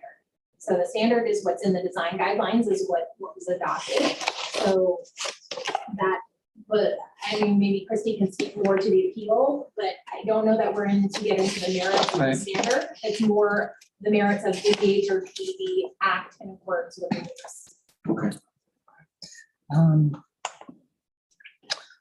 Would the applicant like to, any other questions? Come on up, thank you. Just tell us your name and your, is this a single family house or a multifamily? It's a duplex, It's up one up and one down, and do you live there? yes. Okay, thank you. I live downstairs and my cousin lives upstairs. Hi, my name is, I'm threatened by microphone. And I live at 518 South L Street. First of all, I'd like to thank you for listening to my point of view and hearing my appeal against the decision made by the last September. As we all know, every state in the country has its own forms of weather or geological disasters such as hurricanes, tornadoes, forest fires, and earthquakes. Here in Florida, we experience hurricanes on a regular basis. I've been through many major storms in all the time I've lived here, not all in Lake Worth, but I've been through Andrew, Matthew, Irma, Wilma, Francis, Wilma, the whole crowd. the whole crowd. But to come back to what we're actually talking about here, I'd like to start with what I did wrong. In early September 2019, a force five storm named Dorian was predicted to be headed right for us. Probably you will recall it stalled over the Bahamas and left 70,000 people devastated, and it was still headed straight for us. When was that? I'm just gonna take, This is 2019. I think it was around the 1st. okay, thank you. In 2005, when I lived in Key West, my own house had been considerably damaged by Hurricane Wilma. So when I heard this storm was headed here, I was actually on a trip to Colorado and came back as fast as I could to try to prepare my house for what I thought would be the worst possible. By then, unfortunately, plywood and all that kind of stuff was probably sold out. I spent a couple of hours in Home Depot, got towards the front of the line, and they said the entire truckload was sold out. The storm caused a great deal of anxiety here, which is why the place was sold out, and then the next truckload was sold out. But the storm in fact turned and hit Cape Canaveral. I have friends who reported to me that it was pretty bad, but it wasn't. Meanwhile, Hurricane Bertha was on. Which step I simply had. I've been through bad storms. I've been through damage. I said to the board that I freaked out. I don't have a 60s to say that. But I also resolved not to be a victim of the storm, and I hurriedly replaced my conventional windows with impact windows. When I went before the HRPP last year, there was something, but some know about how people usually board up. But in fact, boarding up a stucco house is not a good idea. I have done it, but you are drilling holes into 80-year-old stucco, which means A, when that comes down, the holes, B, you probably cause cracks. I haven't had that. I'll just remind you, you can only stick to your testimony from there. So just whatever you said at the HRP. So just think, we talked about the hurricane, you talked about some of the other stuff, just make sure you keep it to that, okay? Just, I don't want it to be. Thank you, I'm sorry. I'll try to remember. Take a deep breath, it's okay. Okay, so, so I did indeed put in the windows without asking for a permit because I rushed it. I did not put in windows into the whole house, but because I simply couldn't afford to. So I put them into the parts of the house I felt were most exposed. In 2020, I was planning to do the rest of the house. At the time, I did apply for a permit. That's the permit that went before the board, and when staff first was turned down. I can't say I feel that I was strongly invited to put in the mountains, but certainly don't have an objection. That's not the point. But I had the single hand on once in the front was part of the house I come from. Well, they are exactly the same size and style as the ones that were installed.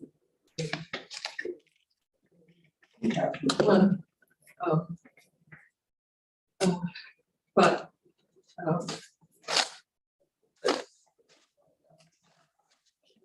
all what I've done in the house, which is a lot, I've always permits. I've had it solar on the roof, I had it for the water heaters, I had it for the stucco.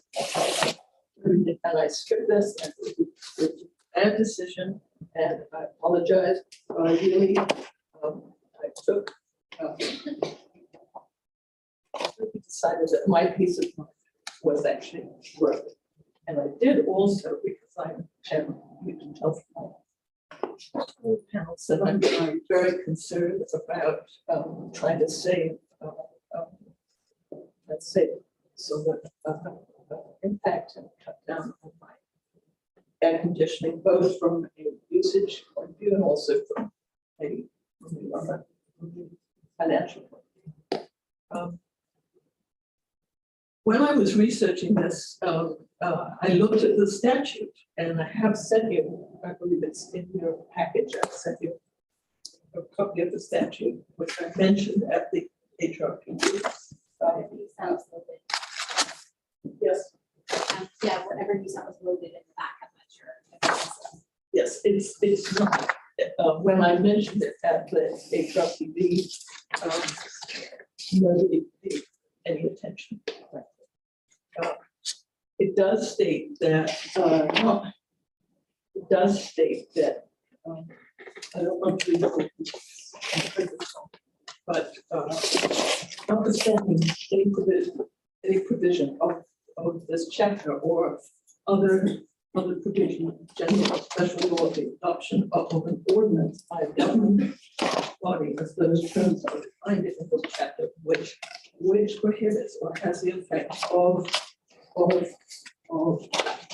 prohibits the installation of solar collectors, clotheslines, or other energy devices based on renewable resources is expressly.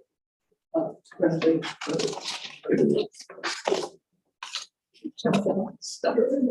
it's fine.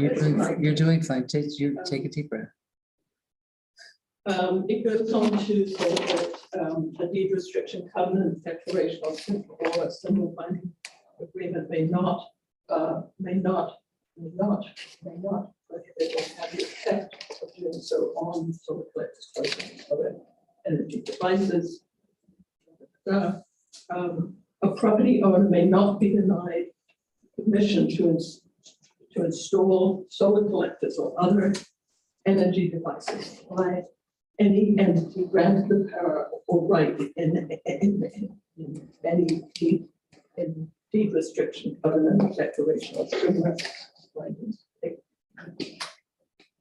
It goes on, and then paragraph 4 says the legislative intent, this I think is important.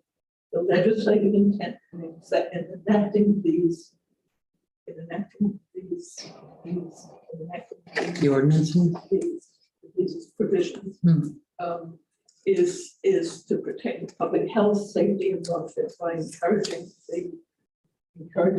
the development and use of renewable resources in order to conserve and protect the value of the land, buildings, and resources by preventing the adoption of measures which will have the ultimate effect, however unintended, of driving the costs of owning and operating commercial or residential property beyond the capacity of owners to maintain. You can read the whole thing, it's in the package. My windows do indeed have a BTR of 49%. From the outside, and this is very subjective, but they really look no different from the other spray tinted windows that you see throughout the district and also throughout the town.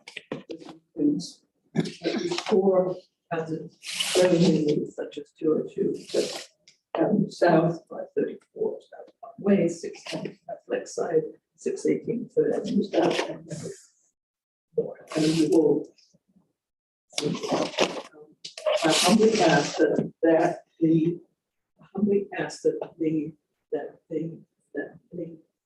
that you guys accept my apology for not filing for a permit in a timely way and allow me to pay the appropriate fine.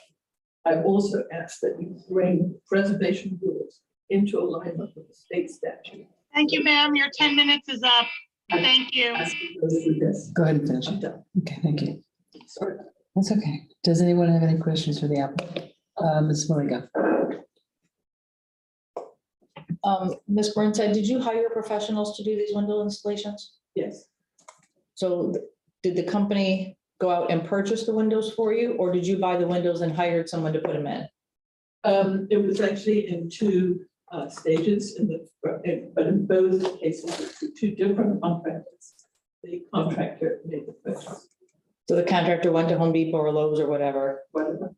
and just bought the windows. And did they tell you that they didn't apply for a permit? The first contractor, who is actually a friend of mine who's since moved to Kansas, asked me if I wanted to do so, and I said I really didn't want to take the time. I knew I would have to pay a fine. There's no way you can get by with tinted windows on the front of your house for any length of time. I knew I'd have to pay the fine, but I was so anxious because of the storms that I thought there could be more. It was only September. What about the second contractor? The second contractor did talk to me about getting permits, and that's when we started to apply. After windows have been installed. After the first set of windows were installed? After the first set of windows. He said he needed to pull a permit, and if that wasn't the case for the first set, that he would have to include those to get the permit in. He did buy the windows, so we had the windows, but they were not going in, because he just assumed one basically the same. So you own the windows somewhere, they're stored somewhere? So when I went and talked to Abraham, I said to him, well, I've got these in, can I get a permit for the second one? And he said to me, we won't do that. We will only consider it as one permit, and you don't have the permit. And staff can't give you the permit because of PTR. I said, well, couldn't we just separate these 2 things out? And he said no. So I said, well, We're getting a little outside the scope. I'm just saying, because we're getting into testimony that was not heard. Okay. And Yes. that's fine. but I'm just answering. It's, yeah, and we invited it sort of. So my understanding from him, and maybe I misunderstood, my understanding from him was like, might as well go ahead, because I was in for. For a penny. So you're, in for a penny. So I did, and I did, but he knew right when I was doing it, all the way through. Eve, this contractor. No, Abraham.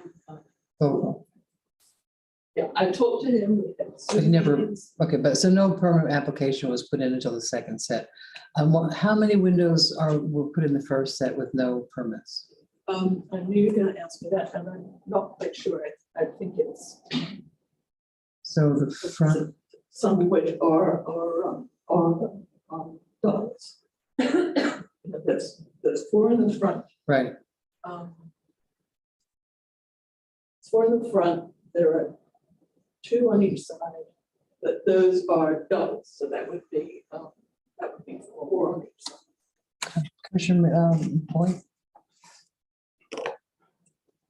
I will rely on, the Christie. attorney is hiding back there somewhere or other, to correct me, but I think what I'm hearing is that there was a certain amount of decision-making being made during hurricane season after, and I well remember that one, it was aimed right at us. And I don't usually panic about the hurricanes, but that one was a little spooky for me as well. And you made a decision after it was gone, but before the next one was on its way, look, I better do something. Yes, And it may not be optimal, but I better do something. yes.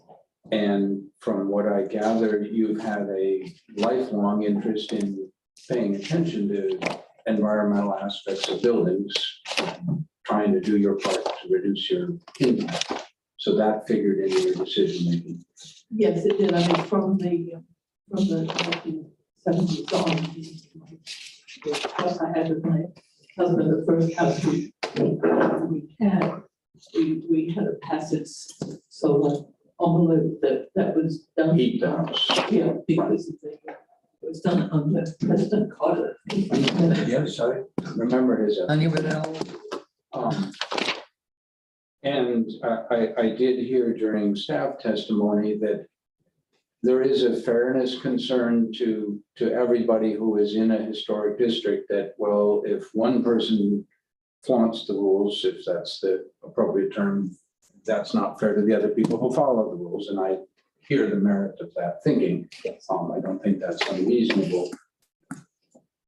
What I'm hearing does not, the word flaunt doesn't seem to me like a very appropriate description of it. It's maybe not the best of choices, but a choice that's pretty easy to see the reasoning behind both the timing and the environmental. Well, it was not, maybe not the smartest choice, but Understandable. Commissioner Stokes. I just want to clarify, so at the time when you purchased the windows, were you aware of the rule for the window tinting and no, you weren't? not at all.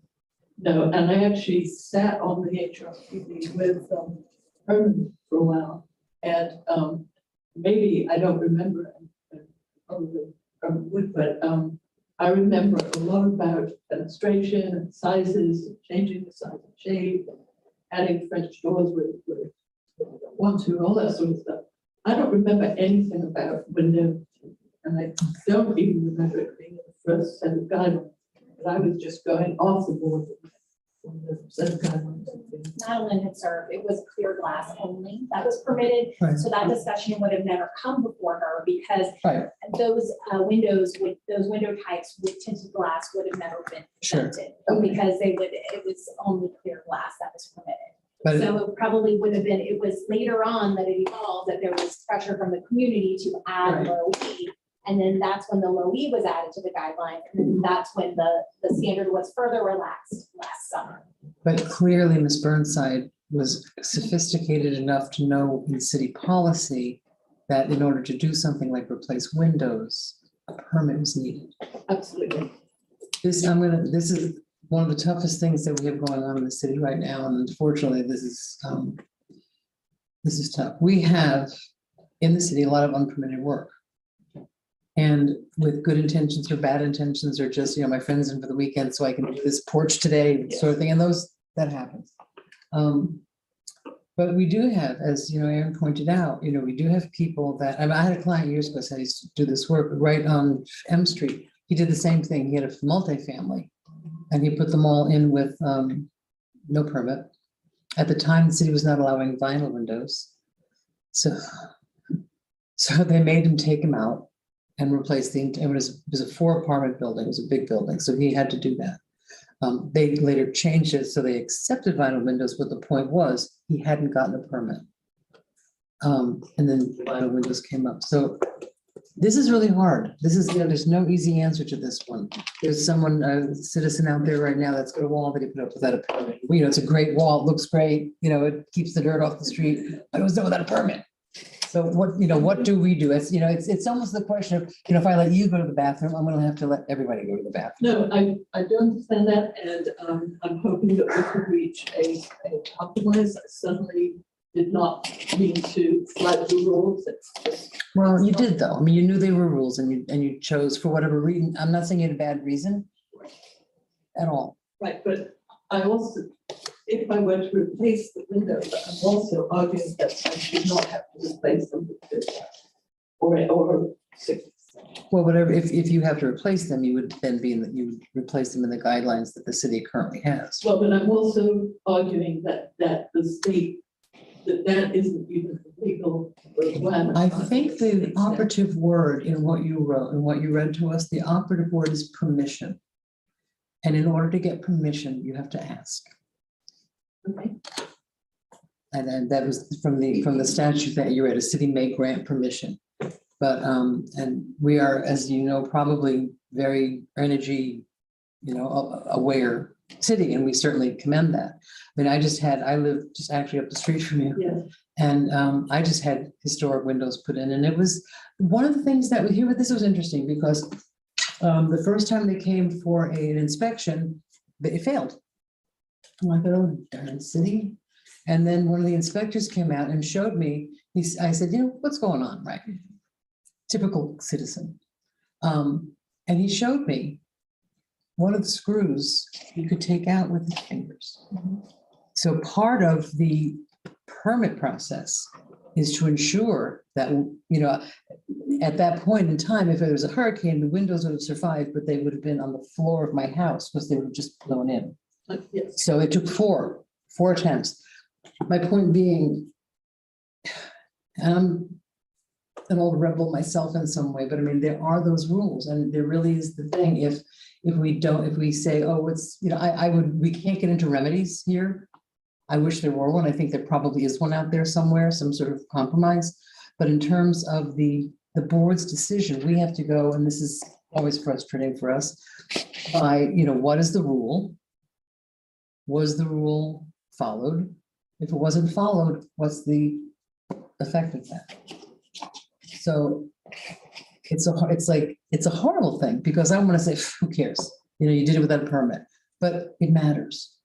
I do understand that. I'm asking for, I am asking for a compromise. If somebody was on, I'd be glad to work with them. See, unfortunately, that's not our role.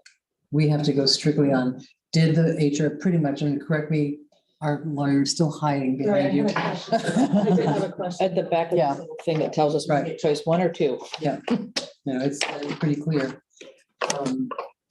I guess I thought this process went further. I certainly understood why the board pulled the way it did.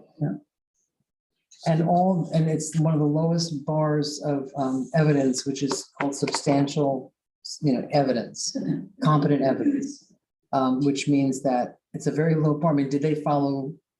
Did you show that you had substantial competent evidence? Did they have substantial competent evidence to make the decision? That's really all we can't judge. We can't have an opinion about what they did. We can only find whether or not there was substantial competent evidence for them to make the decision that they did.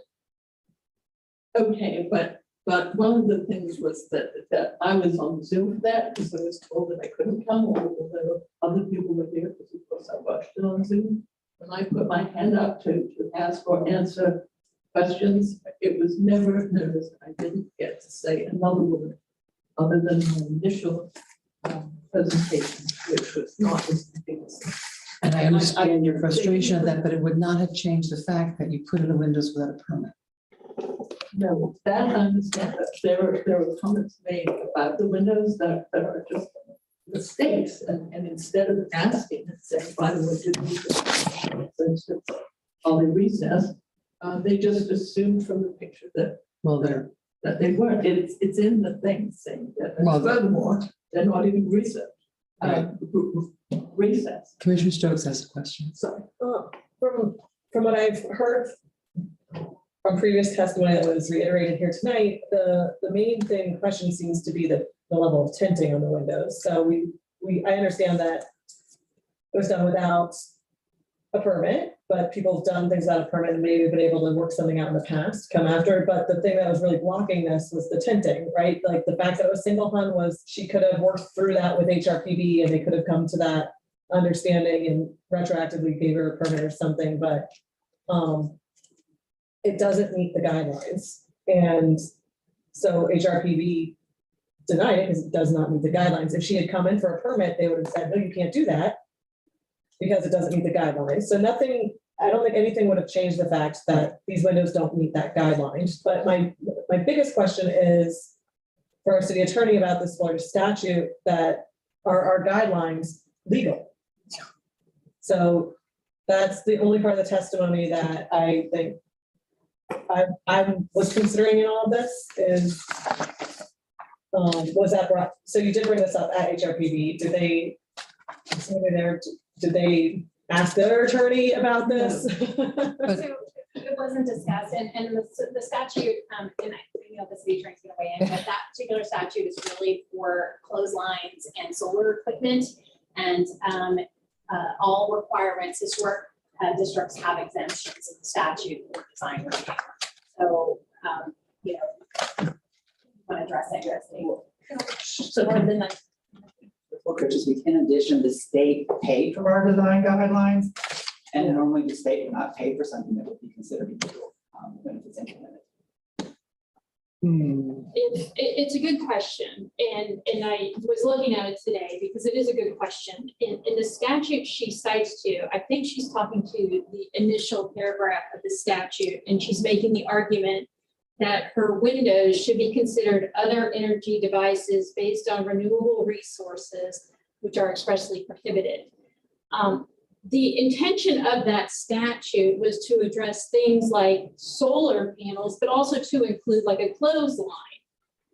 Her argument loses its appeal because then you could essentially argue that any element of a house is an energy device under the statute, and it creates a very slippery slope for not only preservation ordinances and guidelines, but for the Florida Building Code, that now we can't have any ordinance that infects an energy device, which is construed as a window, could be your roof, could be your doors. So the argument really sort of detracts from the intention of this statute, in my opinion. And I did go back and look at legislative history.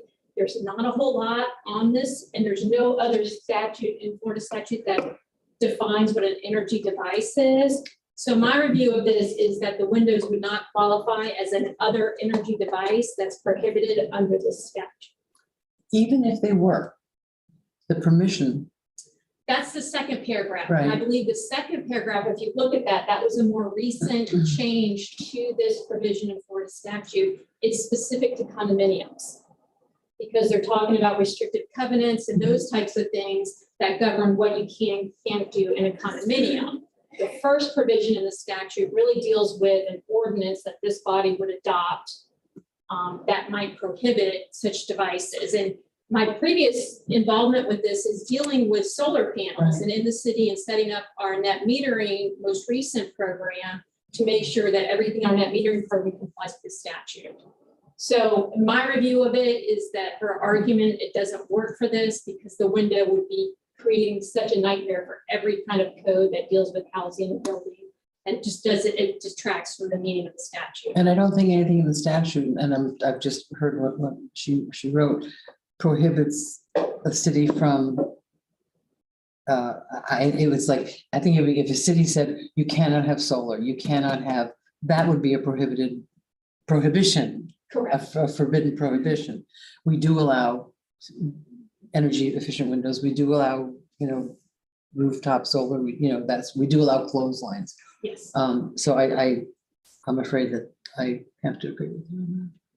It's hard. This is horrible. It's hard. It's a Commissioner, hard decision and it's a creative argument. well, it's not a hard decision. Here's the thing. It's not a hard decision because it's only substantial competent evidence. And that is an excellent point, because I do think that, and we've gone through this before, Mhm. with the trouble with these types of appeals is that you're stuck with the record developed below, and you've got to look at what the decision was and say, was it based on substantial competent evidence?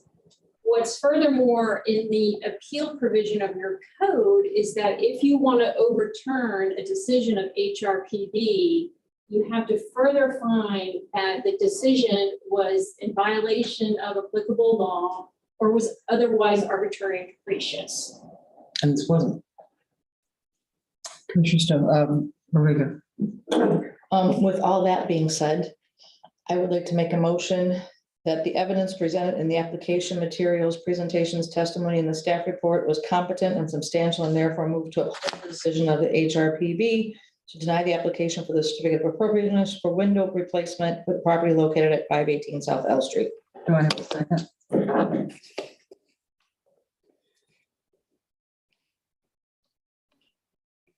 Do I have a second? Second. By Commissioner Stokes. All in favor? Aye. Aye. Okay, so it passes. Herman, did you? Just as a point of information, can I understand the consequences now of what this property owner is going to have Okay, to? let's have a vote first, because that's really, We did. oh, I didn't hear your vote. Did you? I voted that to uphold the board decision. So 4-1. It passes 4-1. But can we, because the real issue is how HRPB is affecting decisions not to get permits. And I think that if we can address that at another time. But, it's obvious that there are a lot of work being done. There's a lot of work not being done because of the detail of historic preservation. So for, I think, the public's information, the consequences of not getting a permit, what are going to be the consequences for her tonight? Can we get an explanation so that there's an education process for the I'll public? be really quick. There's a couple things going. There's a code compliance case that's active. We have to address that. There's a permit application that's been submitted that needs to be reviewed. I do feel, as an architect and of course a preservation degree, this is the fourth jurisdiction where I've done preservation work. We can come up with an amiable solution to at least deal with the front facade of Ms. Burnside's house. Right. We will report back what that is. And Aaron and I have been spending a great deal of time looking at, there has been an overly strict enforcement of some portions of our design guidelines, like the tax credit thing. They're not applicable to a pool. It's plain and simple, it's not. So we're going to report back to you in a workshop as to there has been a slippery slope where some interpretations were done that were a little bit too strict. And we're going to back up and give you the black and white answers of how we treat a back facade, side facade versus a front facade. I love This black and building, white. you only see, I see your building, you only see the front. Well, now let me just ask a question which may be completely inappropriate. I'm looking at you. Given her situation and the fact that there might be some sort of resolution to it, if she has a code fine running, As long as, I don't know whether it's actually gone to the magistrate, do you know? ma'am, have you been to the magistrate? Okay, Okay, and it will continue to not go to the magistrate as long as she's working in good faith with us, which she has been. Mhm. I mean, as soon as she got the violation, she came in with her contract regular permit. So, and this is part of the process of working in good faith, is to see this whole thing out. So if she hasn't been to the magistrate, a fine has not been instituted. And even if it had gone to the magistrate, that would still be a date set that's appropriate to bring things into compliance. Well, sometimes they're not that's pretty short. So that seems to be, we still have time and we are working together, so that likely should not be a magistrate unless we can pass, and I doubt that will happen. Yeah, and I mean, to me, that's the humane way to look at this, is that if they don't bring them, do you understand what just happened, what Mr. Waters just said? Yes, I do, and I do understand that, I jumped the gun. No, we're So beyond I'm that now. very glad, well, I didn't do a preamble, but I'd be very glad to work with staff on what would be a good resolution without my taking every window out of my house. Exactly. And And nobody asked me, actually, is some of my windows are clear. well, then, so what I think I hear Mr. Waters saying is that, there's a code out there, but until you actually go to the special magistrate hearing, no fines are imposed, no administrative cost. So it sounds like the city, as long as you work with them, you'll come to some sort of hopefully agreement, and you'll never have to go to the special magistrate. I'd be glad to make it right. And my goal will be that she will not have to go to the preservation board. Thank you. I think we have a resolution. We need to be. And I think you're in good hands with Aaron and William Waters. Yep. And I'm going to look forward to a better design from the front of the house, Yeah. because design. Okay, that's. Thank you. Thank you, ma'am. And I think, we've been able to, handle it the way we have to handle it, but also a bit more humane. Thank you, ma'am. Nice to have a good neighbor, except for the permits. Okay, very good. Sure. Okay, thank you, Madam Mayor. Two comments. One is, I might have a slightly, although Madam Attorney has assured me that my law degree still is in the mail. It has not My arrived. engineering. I did not ask for public comment. Uh, Excuse me. I did not ask for public comment. I had nothing, Madam Mayor. Did you get any blue cards? I did not. Thank you. I just want to make sure. Okay, I would have chimed in, as you know. I thought you would have, but I just wanted to. Anyhow, The look on Chrissy's face was priceless just I now. do think from a totally non-legal point of view, but from sort of trying to understand what I imagine the intent was at the time that the state legislature did think to look at energy saving things. I think it's not unreasonable to include windows in that. That's a well-known part of architectural loss and heat gain and all that. Thank you. Thing.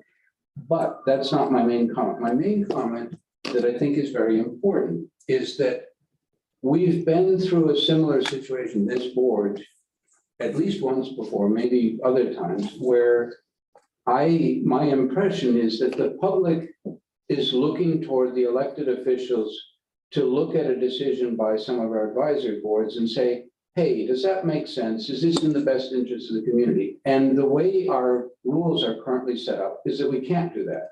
All we can do, we basically have no very limited choice over. All we can do is the substantial. We make the rules. May I finish? Yeah.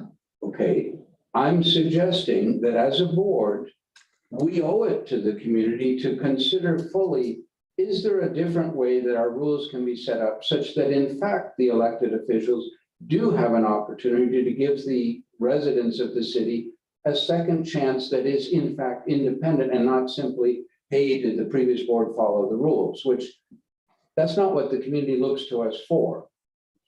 The chances that the previous board didn't follow the rules, it can happen, of course, and we're the policemen to make sure, yeah, they followed the rules and they looked at the right evidence. But really what the community is looking for is, hey, you have a board, maybe they didn't look at it, how about you folks look at it independently? I would like us to consider at some point, is that a possible? Because I've been told by lawyers who do know what they do on that kind of thing, no offense. I've been told that it is an option to have, and that other cities around here have a different arrangement, that we do in fact are able to have a review that is independent of the advisory board. So you want us to become the HRPB, the Planning and Zoning Board, the commission. I mean, that's what you're saying. The CRA. That's what you're saying. You're saying you want us to, and we're sort of getting off topic here, but it sounds like, correct me if I'm wrong, you're saying that have the HRPB and then they make a decision and then it goes to the commission and they make a decision. And I think, I know that I just don't know how would work. I mean, Well, it's Why an have a board appeal if we're gonna- process that as a An resident, appeal you is- look to your commission to give an appeal sort of based on the merits and things. What we are set up by our rules, which obviously we have to follow our existing rules, I get that. Our rules are very restricted. We cannot give an independent opinion. All we can say is, hey, the other board did the right thing and we agree they did the right thing. Even though we, as a commission, might say, you know what, in the bigger picture of things and in the bigger picture of supporting historic restoration or supporting energy or whatever it is, we might have a different and independent opinion. I would like us to, at some point, examine, is that an option to have our rules be changed such that we can, as a board, independently review those decisions? I drove through. I would just like a quick chat with our city attorney on that one. Well, I was I'm going sorry. to point out that I drove through a stop sign the other day, and in my opinion, it was safe and no problem. But it was a stop sign that I went through. Is that a confession, Herman? I could have been. People get off the board. You there's call all for me, sorts of call stuff for me. comes I'm up. back. Well, Oh, God. that's going to the extent of rules. We can't make opinions on the rules on. Yeah, I mean, we make the rules. You know, if we think the rules of the HRPB are too strict or something like that, but I think, you know, again, I'm just a only, I'm in favor of not doing quasi-judicials. I mean, we've talked about that, and it didn't go anywhere, but, Thank you, Madam Mayor. To the comment of having an appeal that would come before here where you would be able to hear new evidence, new testimony. It wouldn't really necessarily be an appeal at that point. What I would suggest, if that's something that the commission desired to do, you would make your HRPB and your planning and zoning board advisory boards only. And then the final decision would be here, because otherwise what you're gonna have is a hearing in front of them where ideally they present all their evidence and testimony, and whoever's not happy with that decision will automatically appeal it here, just so they can have another bite at the apple where they can do another full-blown hearing, find out the mistakes they made at the lower hearing, and bring it here to make a bigger show. So to keep things efficient and given that we are under our statutory requirement to move these applications through relatively quickly, then we would need to make sure that really you're going to be the final decision maker. So your lower boards are advisory in nature.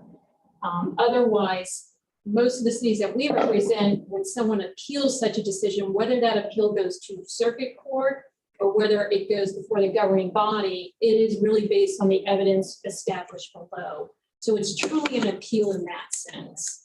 But it's certainly at your pleasure if you want to look at doing something that's a little odd, but I do think it would cause a lot more work. It would slow down the efficiencies, and we may run into some statutory issues. We're putting our faith in William and the staff to work it out. okay, Thank you for the clarification. thank you. All right, let's keep moving. It is now time for Ordinance, ordinance. public hearing. I'm right there. It's ordinance 20. 2202. Thank you. Ordinance 2022-02. This is the second reading, amending the advisory board appointment process. Madam City Attorney?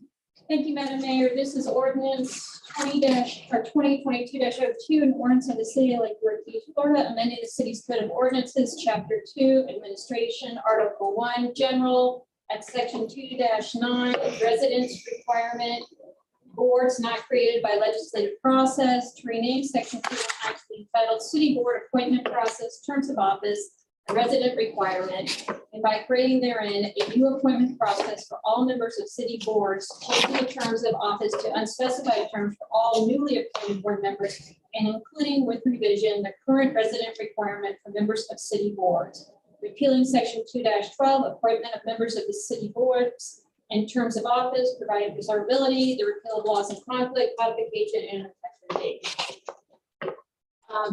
Madam Mayor and Commissioners, you may recall on first reading, we had some minor tweaks to this ordinance.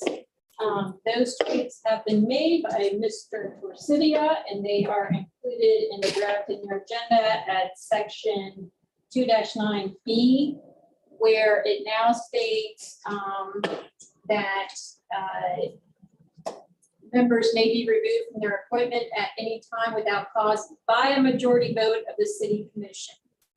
And then it clarifies the sentence afterwards that upon the removal of any newly appointed board member or upon a vacancy for any reason, a new replacement board member shall be appointed by the city commission. However, all board members are eligible for reappointment. That was the clarification that was made after first reading to this ordinance. Okay. Okay, do I have a vote? Do I have a motion? Motion to approve? Do I have a second? Second. Are there any public comment cards, ma'am? No, Madam Mayor. Thank you. We have none here as well. All in favor? Aye. Okay, one opposed. I opposed it then and I oppose it now. Okay. Because it passes 4-1, and I'm just gonna make a comment. There are a couple things about here that I think we may be looking. What? Go ahead. There's a couple things that, you know, we've created this ordinance, and I know there are some concerns about it, but I think we're gonna, you know, see how it goes.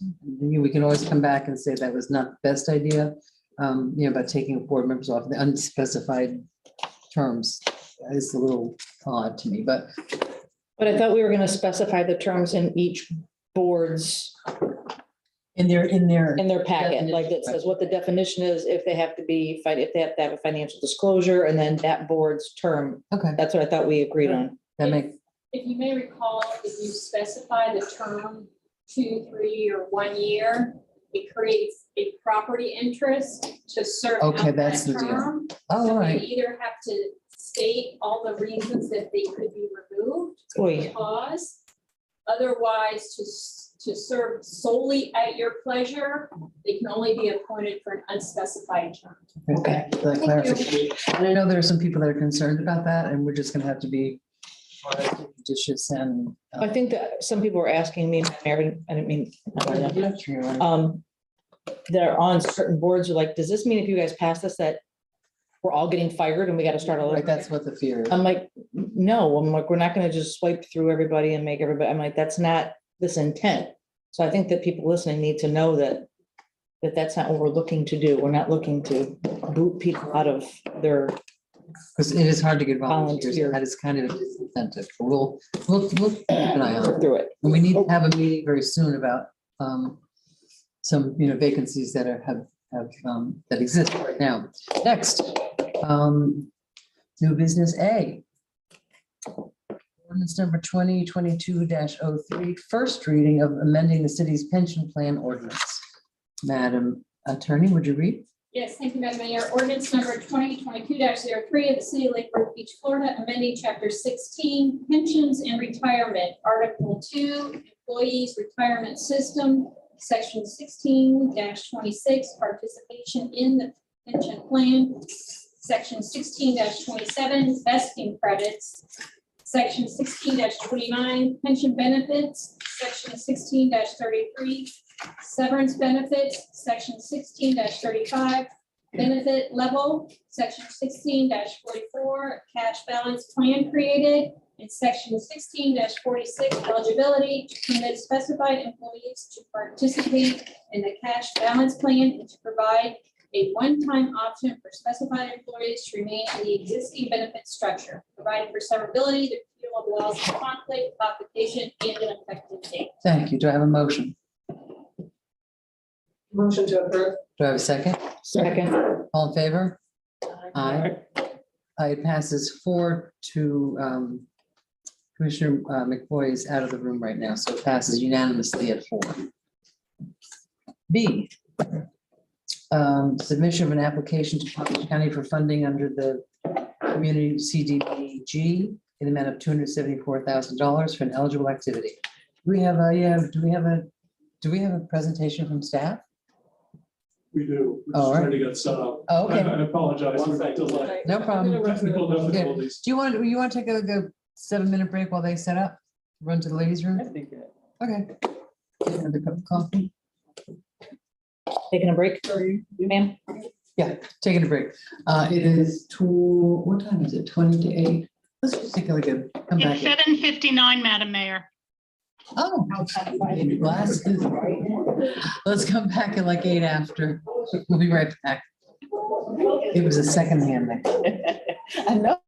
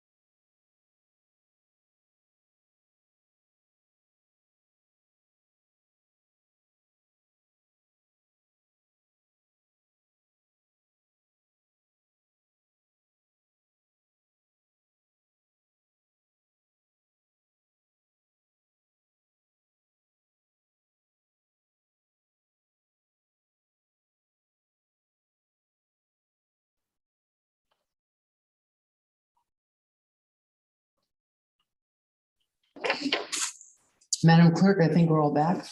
Okay, Madam Mayor, it is 8:09 and we are live. Thank you. Do we have a staff presentation on the CDGB funds? Yes, we do. Let's have it. Madam Mayor, members of the commission, I'm Jerry Kelly, grants analyst. And I'd like to take this opportunity to give a brief overview of the CDBG program and also the application process that the city has to go through to obtain CDBG funding. The Community Development Block Grant Program, known as CDBG, resulted from the Housing and Community Development Act of 1974 and was enacted in 1975. The purpose of the CDBG program is to provide communities with the resources to address a wide range of unique community development needs. Accordingly, the U.S. Department of Housing and Urban Development, or HUD, administers CDBG and awards grants based on formula allocations to entitlement communities to carry out a wide range of community development activities directed toward revitalizing neighborhoods, economic development, and providing improved community facilities and services. Entitlement communities include states, urban counties with a population of greater than 200,000, and municipalities with a population of 50,000 or more. Palm Beach County is an eligible entitlement urban county for the receipt of CDBG funding. The Palm Beach County entitlement jurisdiction serves unincorporated areas of the county and non-entitlement municipalities, which are those with populations under the 50,000 persons threshold.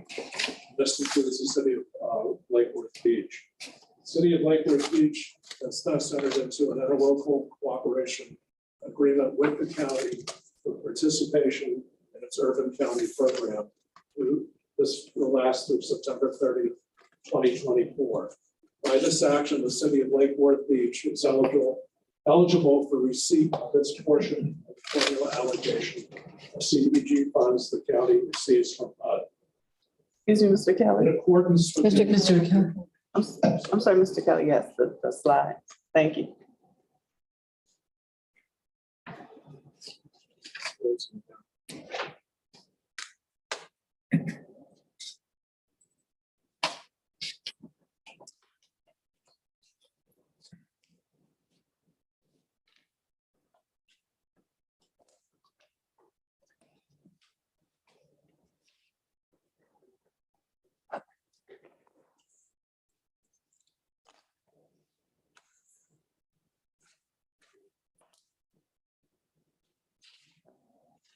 In accordance with the interlocal cooperation agreement with the county, the city must use its allocation of CDBG funds for certain eligible activities pursuant to CDBG regulations.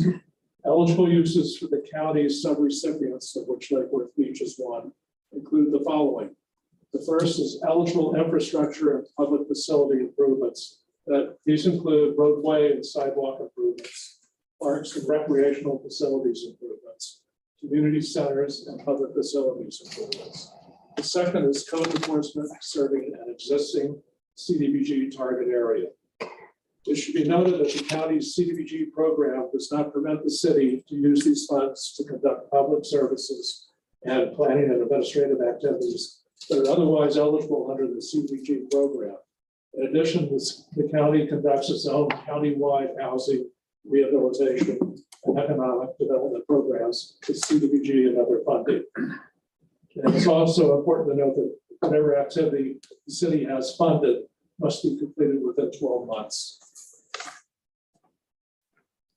Eligible activities must also serve the national objective of the CDBG program of benefiting low and moderate income persons pursuant to the Code of Federal Regulations that govern the CDBG program. There is a presumed benefit for low and moderate income persons for those eligible activities conducted in the Lake Worth Beach CDBG target area.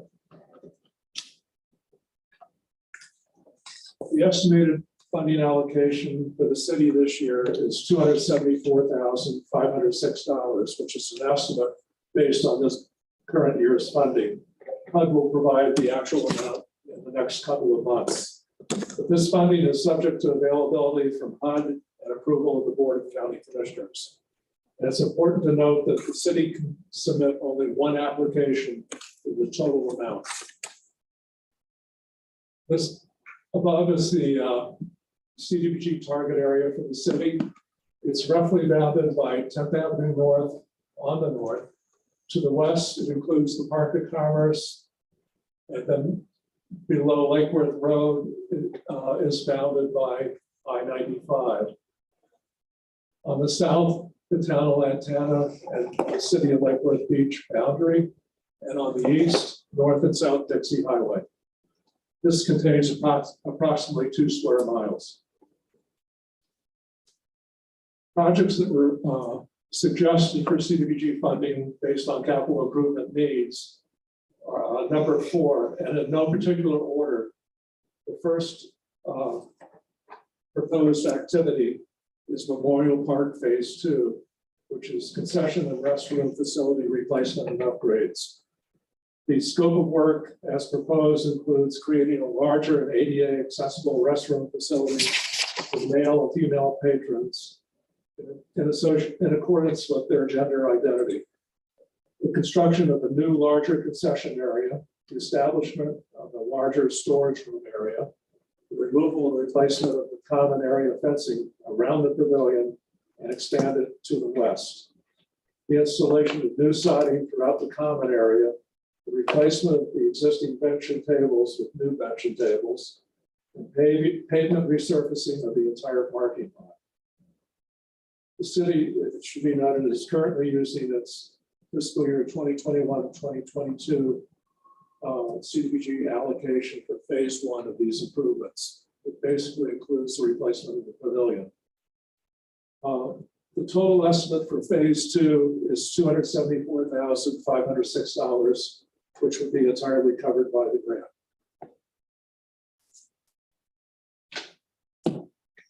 Photograph of Memorial Park. The second project is 8th Avenue South from South A Street to South G Street, construction improvements project.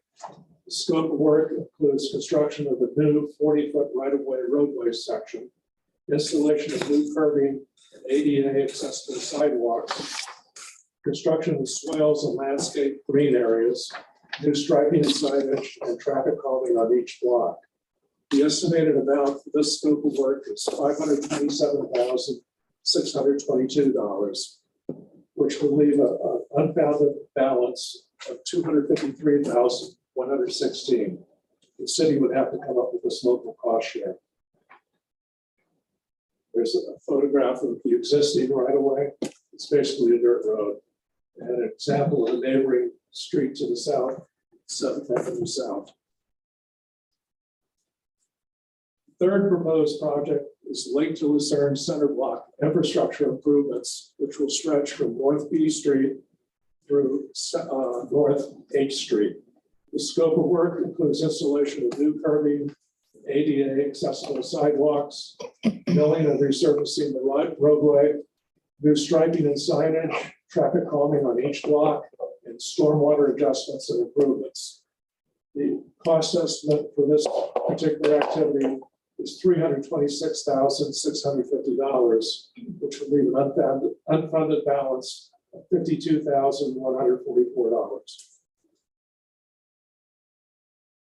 There's a photograph of current conditions of those center blocks and their locations. The fourth proposed project is the Osborne Center renovation project. The scope of work includes demolition of the existing flooring, baseboard, drop ceiling, deteriorated fixtures and components. Upgrades to the HVAC, plumbing, and electrical. Replace the doors, hardware, fixtures, trim, ceiling, and flooring throughout.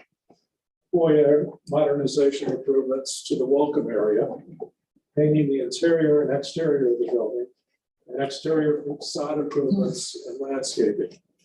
The cost estimate for this scope of work is the grant amount of $274,506.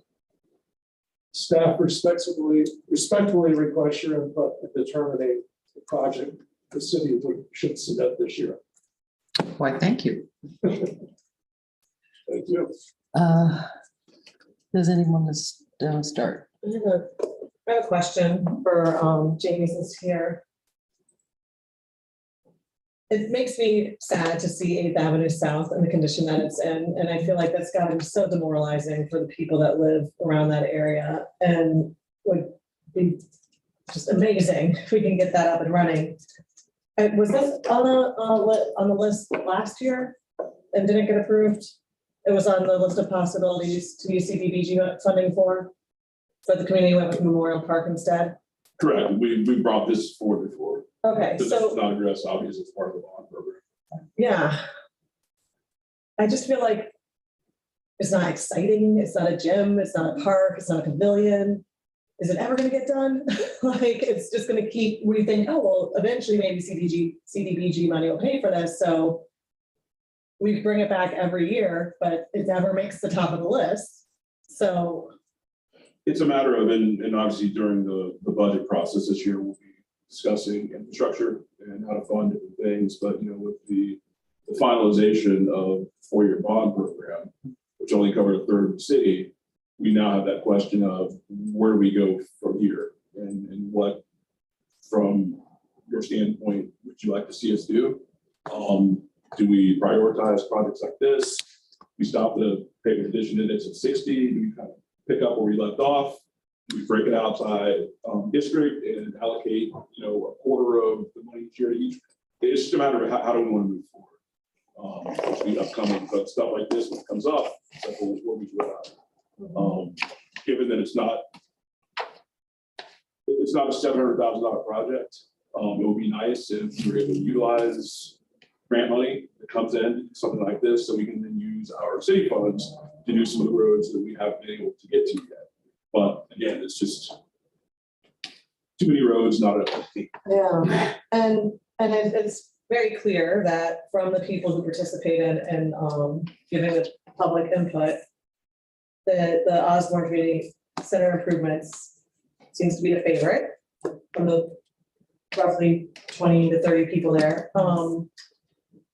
How bad a shape is, because this meeting was the first I heard of that project, Which one? the Osborne Community Center improvements. So is it like we need to do that this year? Can't wait till next year? Is I anything don't know what the broken there? conditions are of that facility. Like other things we had to deal with in the past, it's we Band-Aid a lot based on funding we have, and we do as much as we can what we have to basically keep everything moving. Obviously, this would be a huge deal for that facility to be able to finally replace a lot of things that needs replaced and not continue to Band-Aid and kind of limp us along. Commission leader. And when we had the CBDG meeting and you were here, the mayor and I were here, you had stated that upgrading the HVAC is going to save us money in the long run because a lot of stuff's antiquated, right?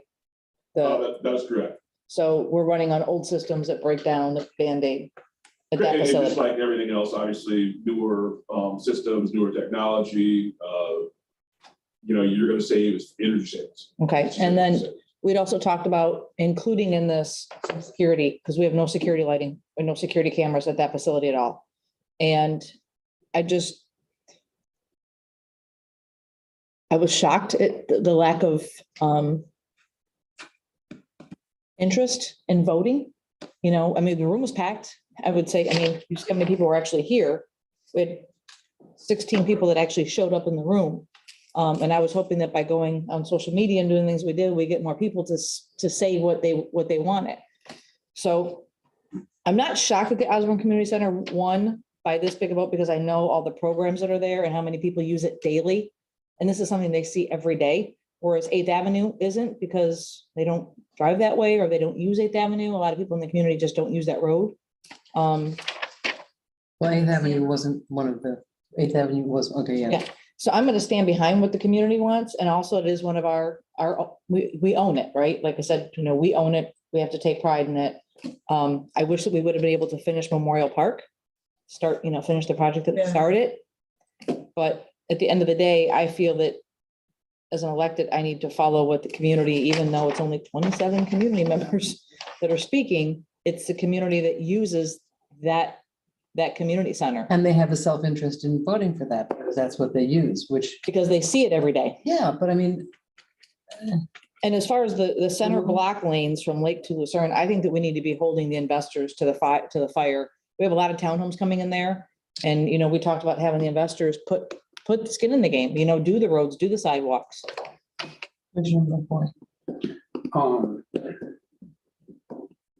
I too noticed the small number of votes. I did not participate in the process this year. I did the year before, and it tends to be hard to get people to come out and express on this one.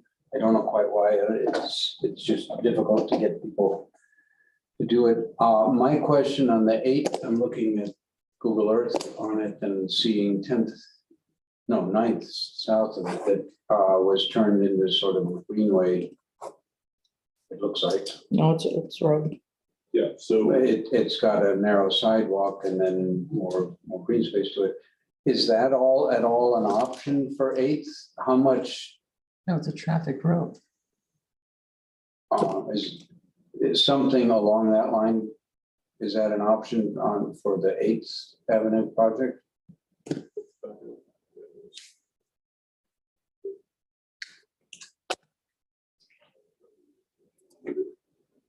I have talked to people and sat on some of the 9th. It seems to get quite a bit of use. yeah, so I don't know how much actual vehicle use the dirt road on 8th gets. At this point, doesn't look like it gets much way over towards that'd be paved between A and B, but then doesn't look like it gets much use at all between B and C, and then it's a little iffy further east. So for a few years in a row, you know, we did, I think it was a total of 6 greenways. Right. Utilizing, it seemed like every year, CDBG funds came available, whatever we had, it went into greenways because we had all of these unimproved, even though they have street names, there's unimproved right of ways. Right. And I think we had one other source of funding. CRA. CRA, somehow FAU. CRA did too. Yeah, so that was part of the last one, so that was Fifth Avenue South, which was the DOT black process, so that we had like $700,000, which added to our CDBG funds for that year. But we had all these unimproved right of ways, which we were never gonna actually turn into roadways. And they're gonna become grass fault, so it's a mixture of grass, asphalt and gravel and everything. Rustic, it's a There's rustic everything. road. So it was a way to turn those into, I know the one over by the school gets used all the time, to kind of turn those into nicer spaces, greenways, meandering sidewalks. You can ride your bike, kids can walk. It just seemed like a better use of those. Mhm. This is just another one of those options where it was either going to be a paved roadway, a one-way, or we could also do a sidewalk and kind of turn it into something nicer than it is, or green type thing. The other one that sticks out for me, I don't know what other people think about it, but 7th Avenue, and I was involved in that quite a bit. Yep. With some of the residents. We made it quite narrow and then added a separated sidewalk along most of it. And I think that came out quite well. I don't know what.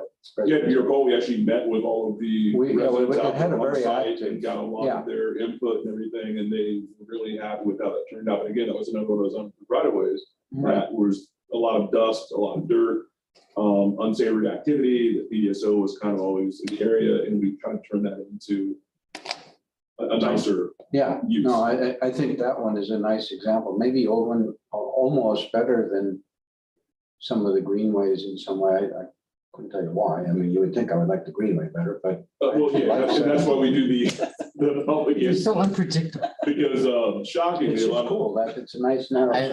But a lot of people actually live on those, and it kind of depends on which one you're going. That's why we always get the input of the people who are actually affected there and make sure they each get letters and everything going out, because some people don't want an actual roadway next to their home. Yep. Because they're actually bringing more Traffic. people, more vehicles, more everything that you currently don't have. Mhm. And they prefer a greenway.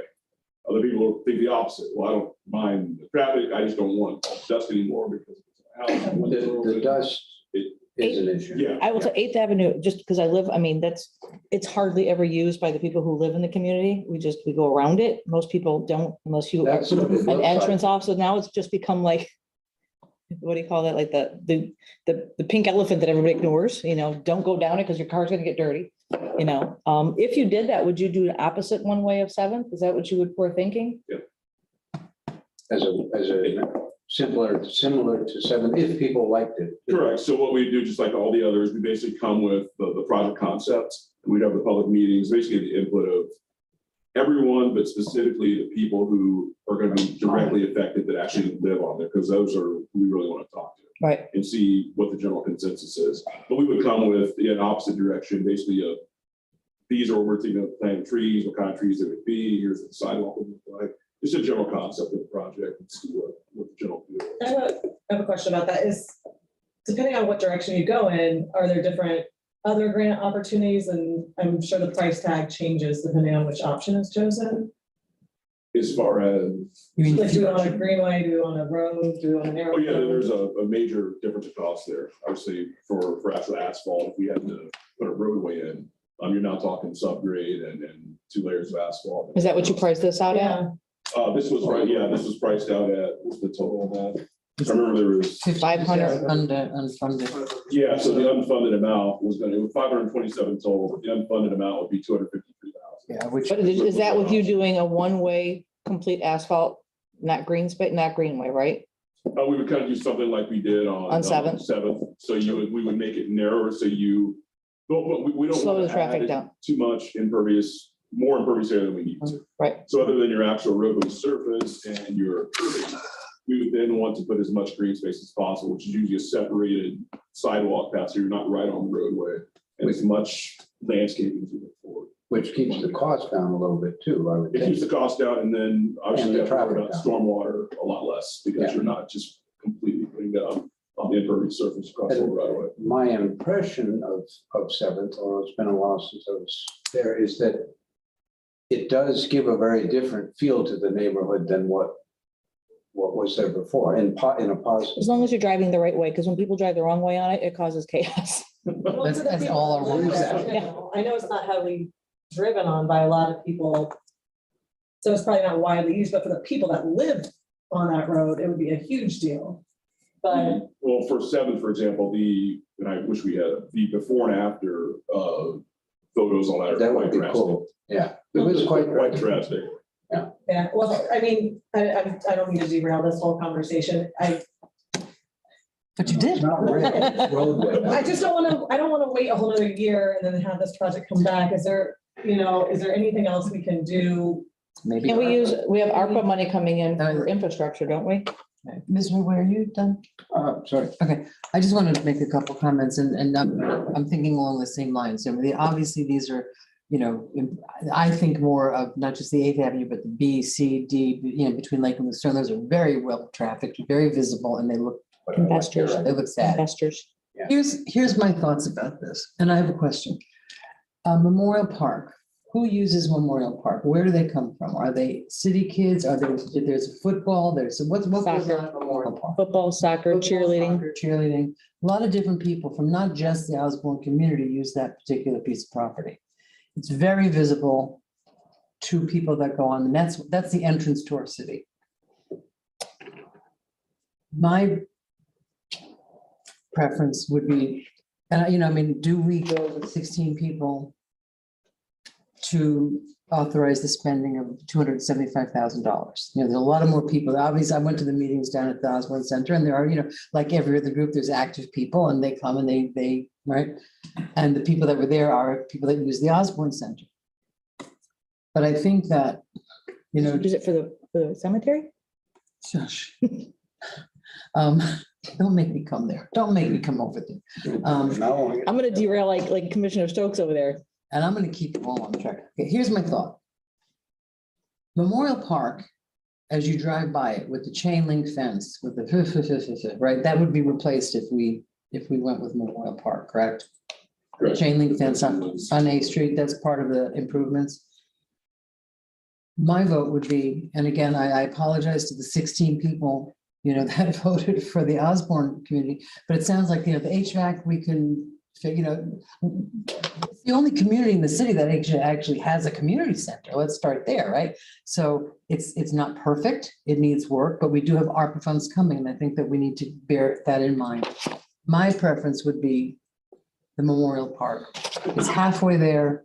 It's money that we had, you know, it's a vision that we had 2 years ago to get that Memorial Park going.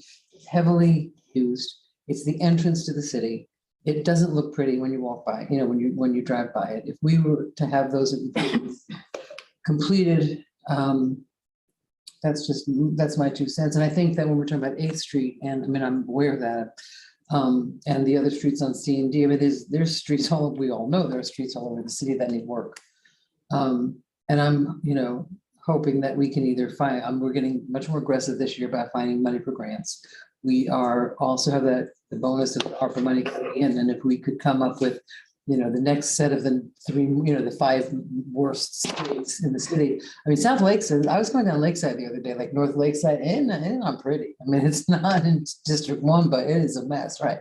So there are streets that we do need to still work on. So, you know, how do we finance all that? But I just think my position is that the Osborne Center could use some sprucing up. It would be nice. Maybe they could have a paint party and paint the inside. But from my 2 cents, it's a larger project for the city, to benefit the city, to do Memorial Park, because it's there. It's there, rather than Osborne community, which is used by a very, very heavily used, absolutely, but by a very specific group of people. I mean, that's every day. It's the same people every day. And I would just like to when you come off 6th Avenue South, I mean, number one, we have no landscaping, which is something I'm going to bring up at some point.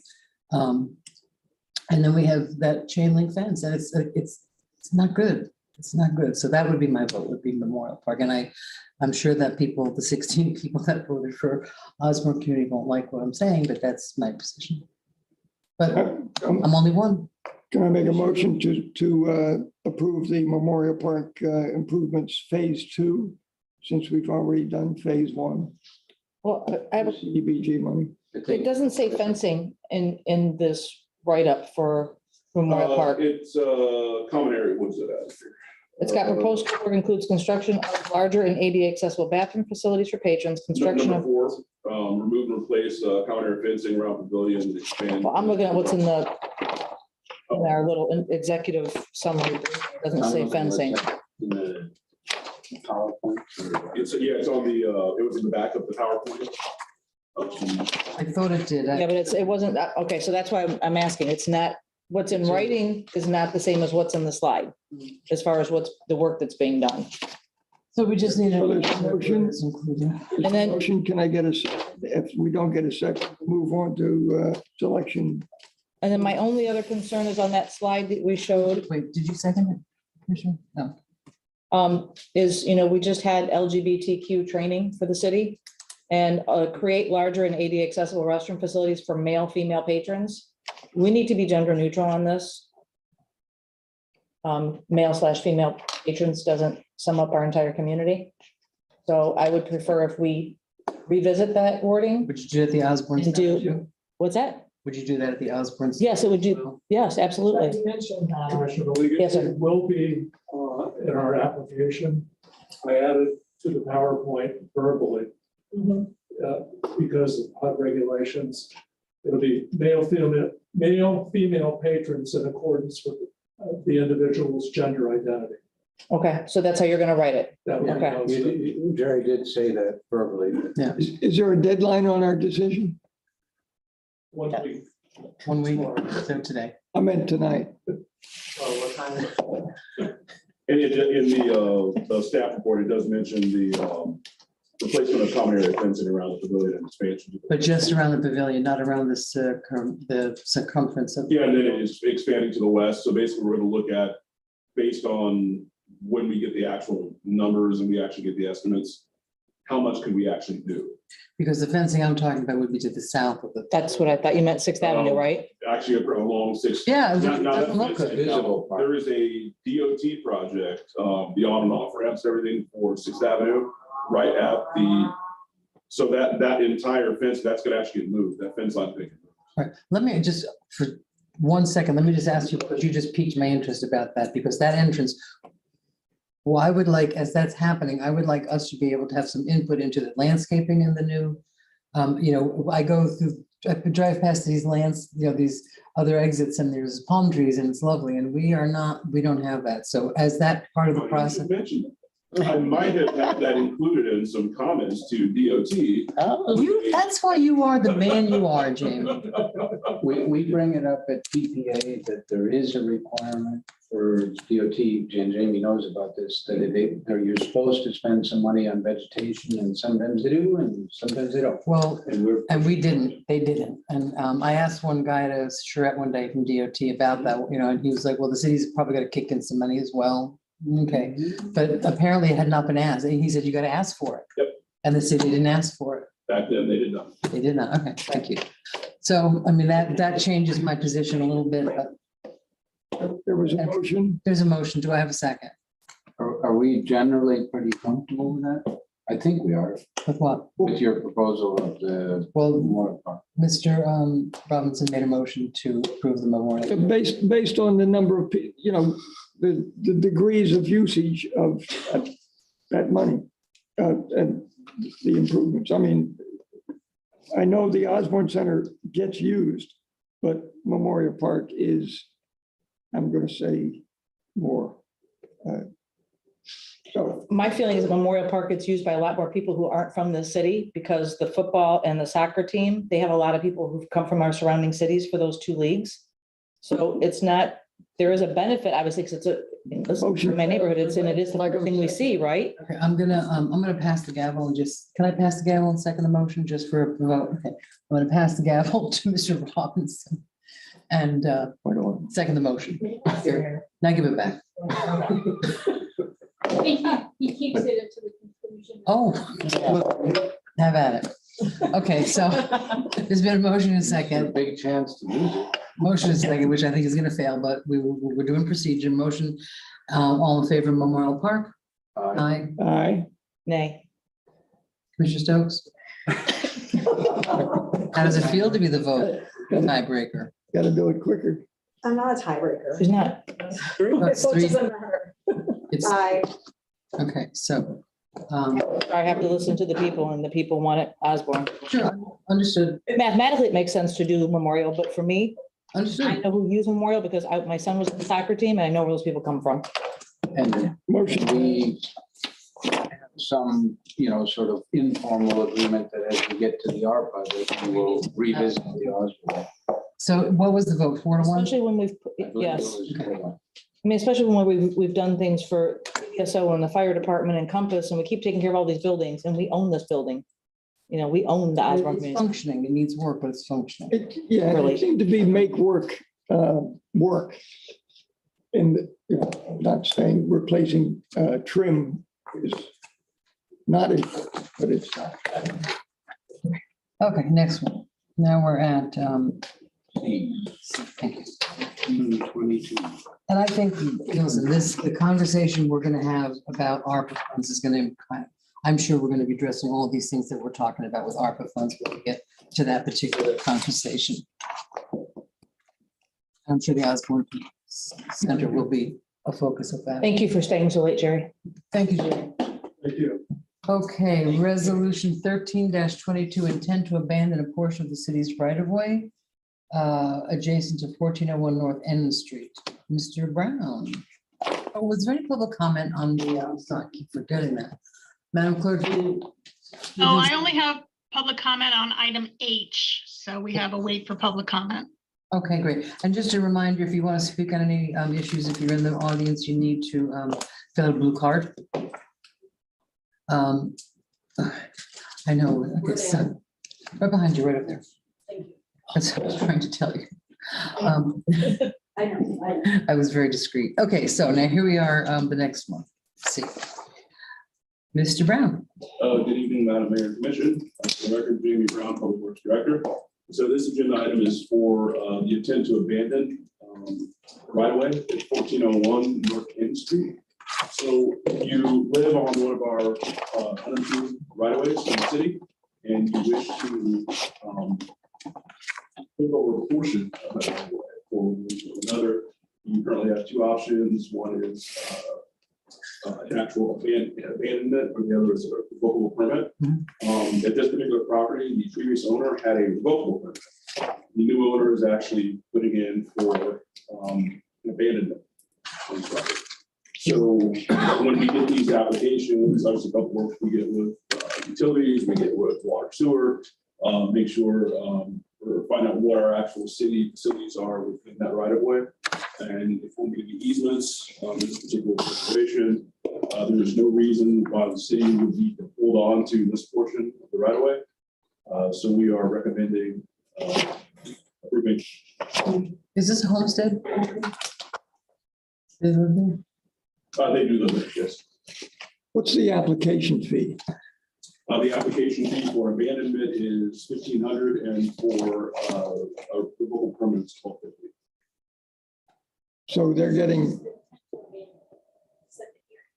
Correct. So this is a two-step process. So this is just the intent. And then if this is approved tonight, then the next meeting we'd be bringing back the actual to pass it. So this is step 1 to 2. Any thoughts? so the total cost to for this property is going to be to the homeowner, how much? The application fee, which is the $1,500. Just $1,500, not, Correct. And I haven't had a chance to speak with the city manager yet as part of the upcoming budget process. There is a conversation that probably needs to be had. the property needs to be. What about the other side of it? They only, is it a 20-foot? They want the whole right Yeah, away? so the right of way is basically 40 feet. Yeah. And, this is the property to the north, so it would be 20, half of the alleyway, so to the center line of that. Has anyone talked to the people on the southern side to see if they want that as well? Typically, we reach out to see if there is possibility. A lot of times is you guys may or may not know the cost itself.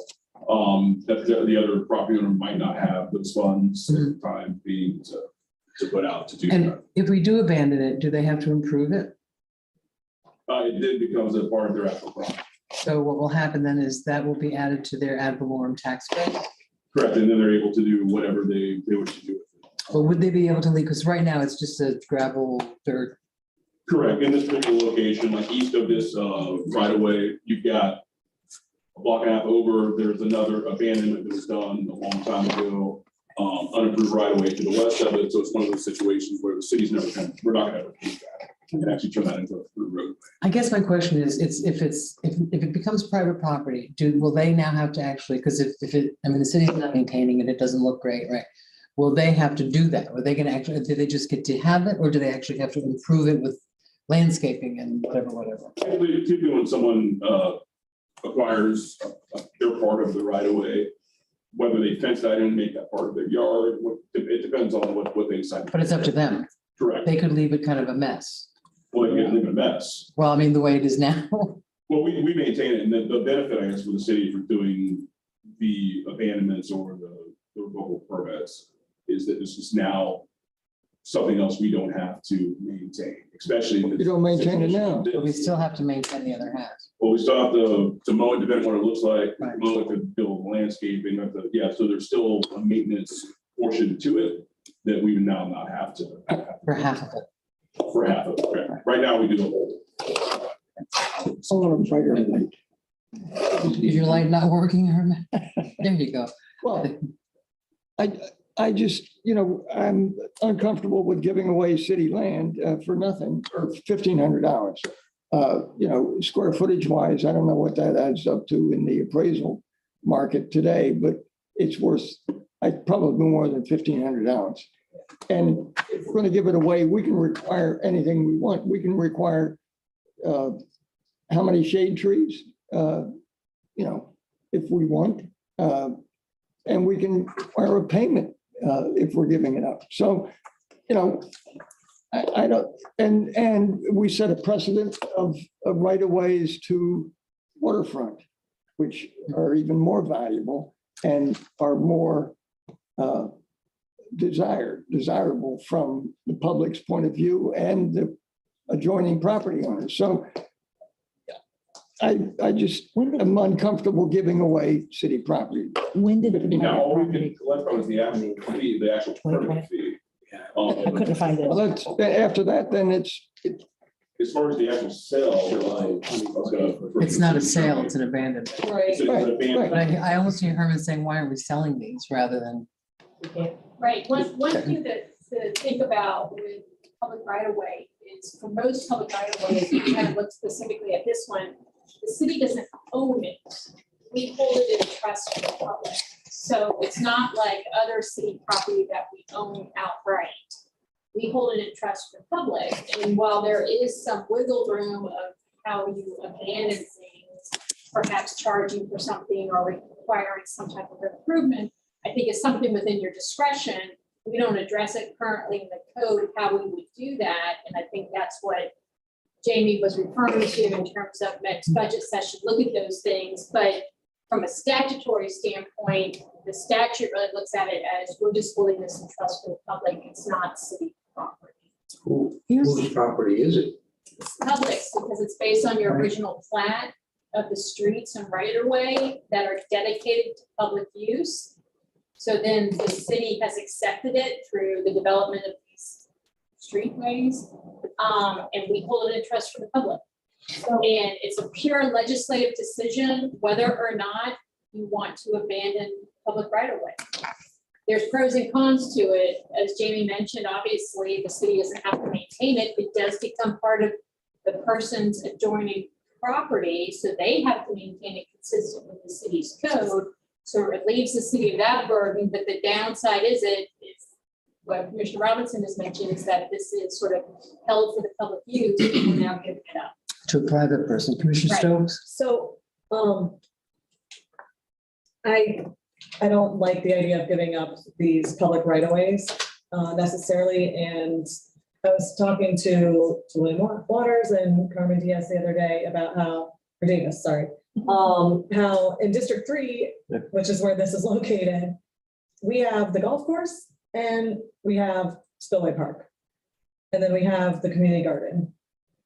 We don't have any other public spaces. And as I've been walking my neighborhood, trying to think of, because I've heard from neighbors, like their kids don't have a place. They have to go to another kid's house to hang out. That's it. There's no place for them to even meet, to gather, to like, you know, I'm not asking for big fancy playgrounds or anything special, but like a meeting place for children. And as I was walking throughout the neighborhood, I've seen some of these public right of ways and thought like you could put a little pocket park in here, or even like some of the greenways that we see in other areas of the city, because I see kids riding their bikes, riding on scooters through those greenways on those things, and they don't have to compete with cars. In my neighborhood, that we have no options. We have nothing.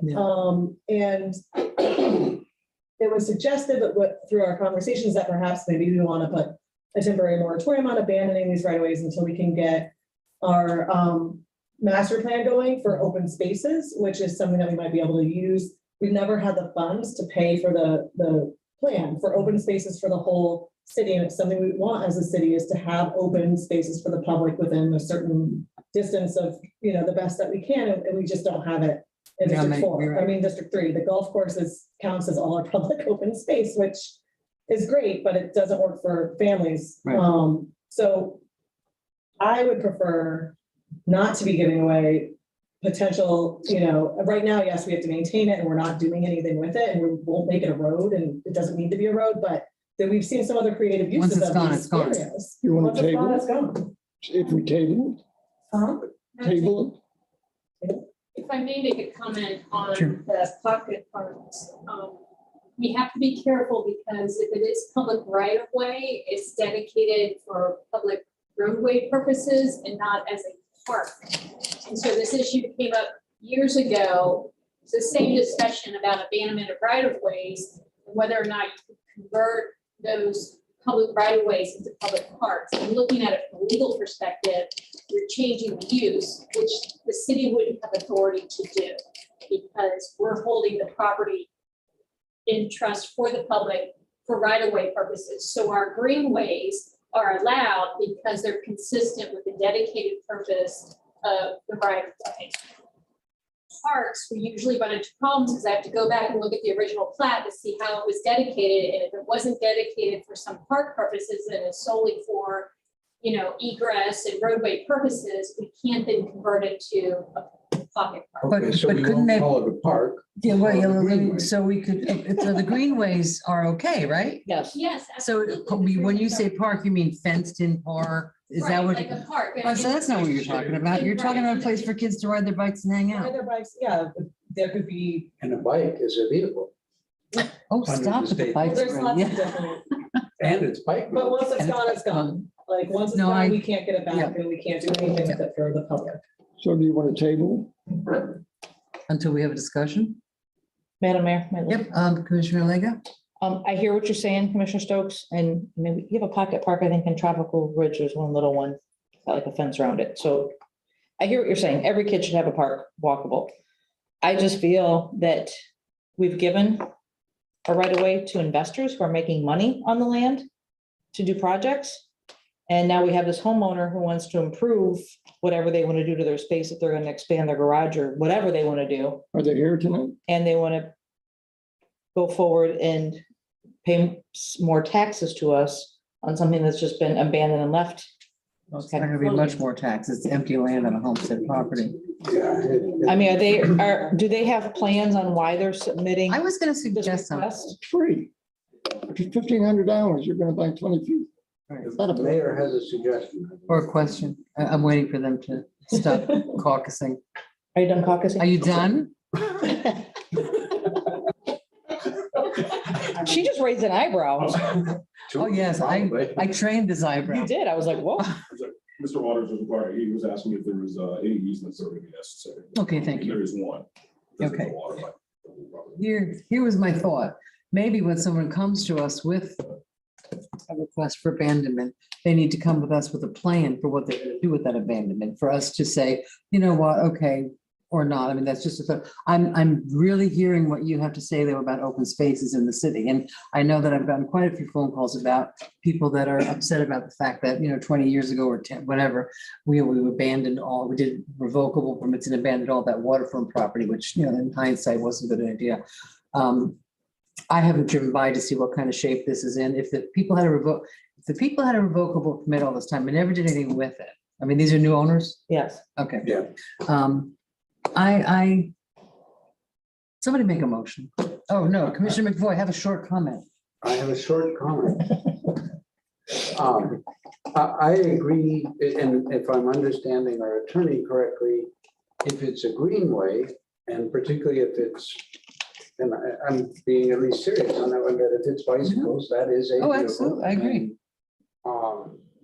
So that seems to me a better use, and I agree with, the concern that once you give it away, it's gone.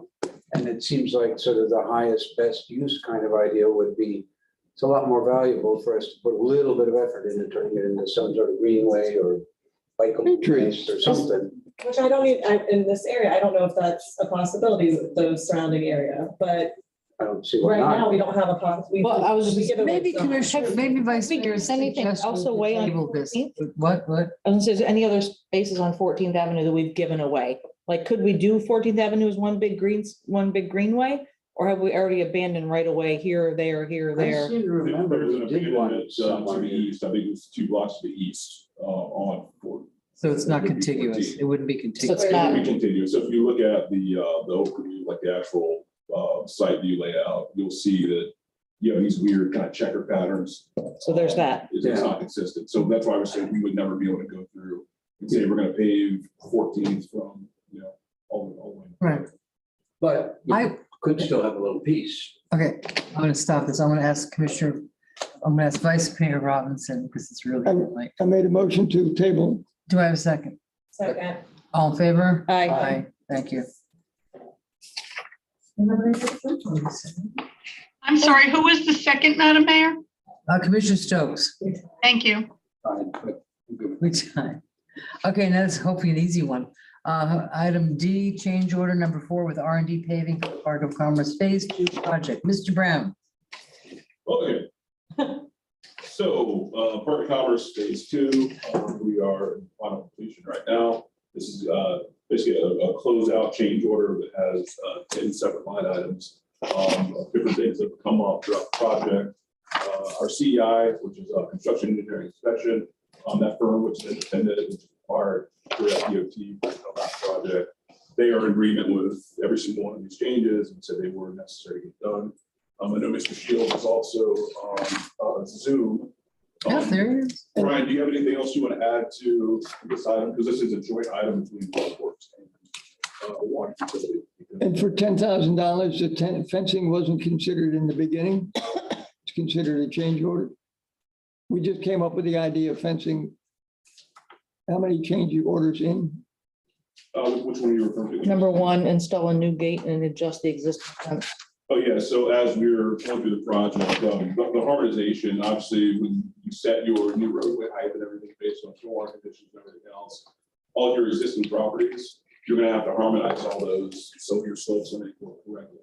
And you're gonna have to adjust driveways, gates, fencing, depending on what it is. So this is one of those situations based on how we have to lay out the roadway. We have to adjust the fencing. Obviously, going in, we weren't aware of that. So that's why this is part of the change order. Okay, do I have a motion? Well, the elevations were recognized going in, right? Correct, but you have to, the way that the property was before, Motion to approve. yeah, oh, Do we have a second? Second. All in favor? Aye, thank you. Mr. Todd, I see that you put a blue card, but we had already talked about that when you put the card in. The only thing I want to say is that the Osborne Center was glazed block, not Yeah. meant to be painted, meaning. True. Look, so you paint it. with- Okay, thank you. Thanks, sorry about that. Just came up late. Okey doke, now we are on. What did we just do? E, which is a purchase order with Orlando Freightliner Isuzu truck of Ocala for a new gravel truck with side load tippers for the solid waste division. Brown, me, do you need it? we do need this. Do we have the money? Actually, yeah, this is part of our approved budget for 2022. And yeah, so this is gonna be able to do multiple things, obviously the side load tipper mechanisms, other things. We have these in multiple operations and the one we have right now is on gas. So that's what we budgeted for in this fiscal year. Motion to approve. Do I have a second? Second. All in favor? Aye, thank you very much. F, Real quick, I would add that these are part of the sheriff's bid as well, so we use the sheriff's I was gonna ask, I figured you. because that's the best pricing. Piggy bank. for everyone. Yeah. So we are getting the best bang for it. Okay. Now, this is item F. Fiscal year 2022 interfund budget transfer for purchase of a new vehicle. And it's looking like a purchase of a Toyota RAV4 hybrid vehicle. Or Or, an electric vehicle. well, hybrid is, Electric, but it's in that direction. Yeah, so this is for, We're half stepping. for Mr. Waters, Department of Sustainability and. and do they, well, I really have to ask, I'm gonna ask, and I brought this up before. Around for me, what is this gonna be used for, and do they need a SUV? And real quick, before we discuss the actual vehicle itself, he budgeted for this in one of his accounts and technically it should be paid for out of the fleet fund. So this item is just asking to transfer that exact same amount from his account to the garage fund so we can purchase it. And we have a policy to increase the fleet but for electric vehicles, not hybrids. I understand that. This vehicle is for the building division, and it also serves in the terms of doing damage assessments. The electric vehicles that are available cannot make it down our alleys, and our building and code compliance staff need to be able to drive down the alleys during various inspection periods, not just for the emergency services after a hurricane or a disaster, but also doing some inspections.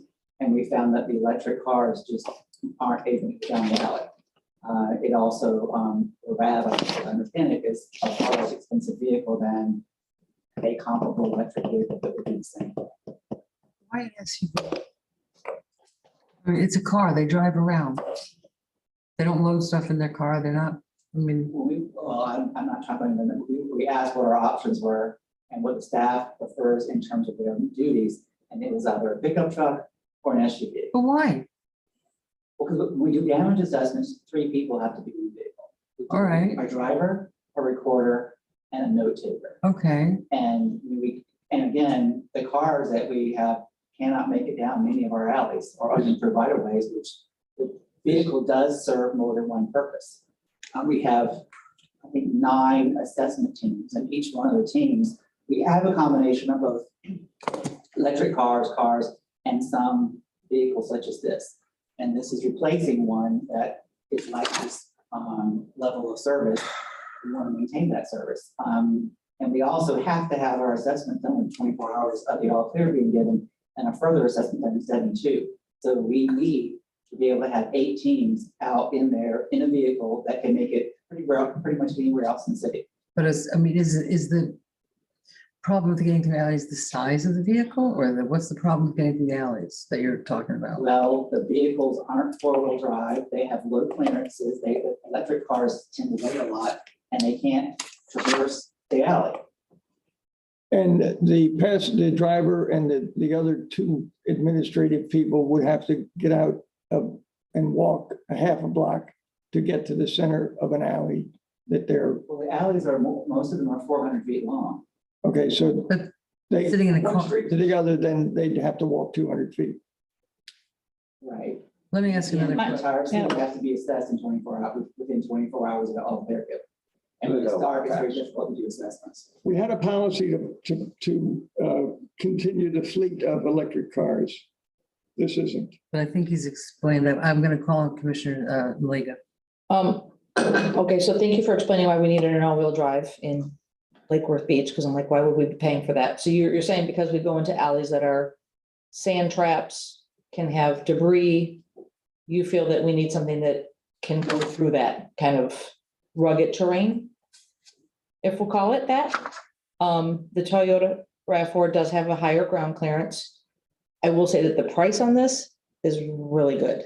That was my one, my this- next question was, That's the only reason I didn't have any qualms, because I'm like, this, and I just don't know, is this really being built? Is it already in the pipeline? Because these vehicles are on like 6 to 8 month back order. So I'm hoping that we're approving something that's already in production and that we're not going to be putting this into next year's budget. But it is a good price. I mean, it's a. and you would know that, I know, Yes. and I thought 32,000 actually was not a bad price either for a new. it's- Well, for an XLE hybrid, I know. all-wheel drive, Yeah. it's a great price. All right, so do you have a motion? Do Motion to approve. you have a second? Second. All in favor? Aye. Thank you. Is that aye? That was an aye. Yeah, I'm not loving it, but I'm not gonna stop. Ordinance number G, ordinance number 04-202, 2022, amending chapter 2, administration regarding the sale of city-owned properties to allow for exchange of property. Mr. Waters. Madam Mayor, I have to read the title. Oh, please read the title, Madam Attorney. Thank you, Madam Mayor. An ordinance of the City Commission of the City of Lake Worth Beach, Florida, amending chapter 2, administration, article 1 in general, section 2-1, sales city-owned property, provided for exchange of property, providing for severability, conflict, communication, and protecting the people. Thank you. Now, Mr. Waters, or Good evening, and this is my first real presentation, but William Waters, Sustainability Director. We have been making some improvements to the options that the city has in terms of acquiring or disposing of property. And it's come up that there are 2 options on 2 scenarios where an exchange of one of our pieces of property for someone else's property would have been a more advantageous, less expensive avenue than having to go through either unsolicited bid or through the actual sales contract of selling the property and then buying one back. So this gives us more flexibility in both acquiring and disposing of property. Any change of property will be coming to you for ratification. Right. So if we use this option, you'll know it by the city staff report and then what terms it would be. And there was a question asked me as a sample scenario. Depending on which property is worth more, we'll have appraisals. There are doing appraisals on all property. The holder of the more expensive property would receive the difference if the other property were less expensive. So, and that'll be explained in the staff report as well. based on 6 month or less appraisal. Yes. Motion to approve. Second? You have a second? Second. By Commissioner Malega, all in favor? Aye. H. Discussion of mobile food vending and cottage food vending. Thank you, Mr. Brown. Thank I thought you were leaving. Goodbye. Okay, this is a discussion. I'm going to read the mobile food vending within the city has been allowed within approved mobile food vending courts for several years. I don't know where they are, but that's okay. However, there's interest in discussing the parameters and locations where the courts can be allowed. Also, there's an interesting of how cottage food vending is regulated and addressed. Overview will provide an update on both topics and options for broad uses. And this is a discussion tonight for us to talk about. Mr. Waters, do you have? What is cottage food vending? It's a new state law. We're gonna find out. Yeah, Okay. it's a new state law. I was really confused. I'm like, It's on my desk in my office. I'm hoping this is being shared, but I'm normally doing it myself, but if some reason the public will call and yell at us if it's not being run through YouTube, I can't really tell whether it is or not. Can the clerk tell for us? Pardon? Can the clerk tell if this is? William, you Yes. have to click on the little thing on the bottom of the actual PowerPoint. So that turns it into a slideshow. Yes. And I'll go on YouTube and see if that's what's being shown. Yeah, because we have had reports from the public there that you go. sometimes it doesn't advance and we're stuck on the first slide.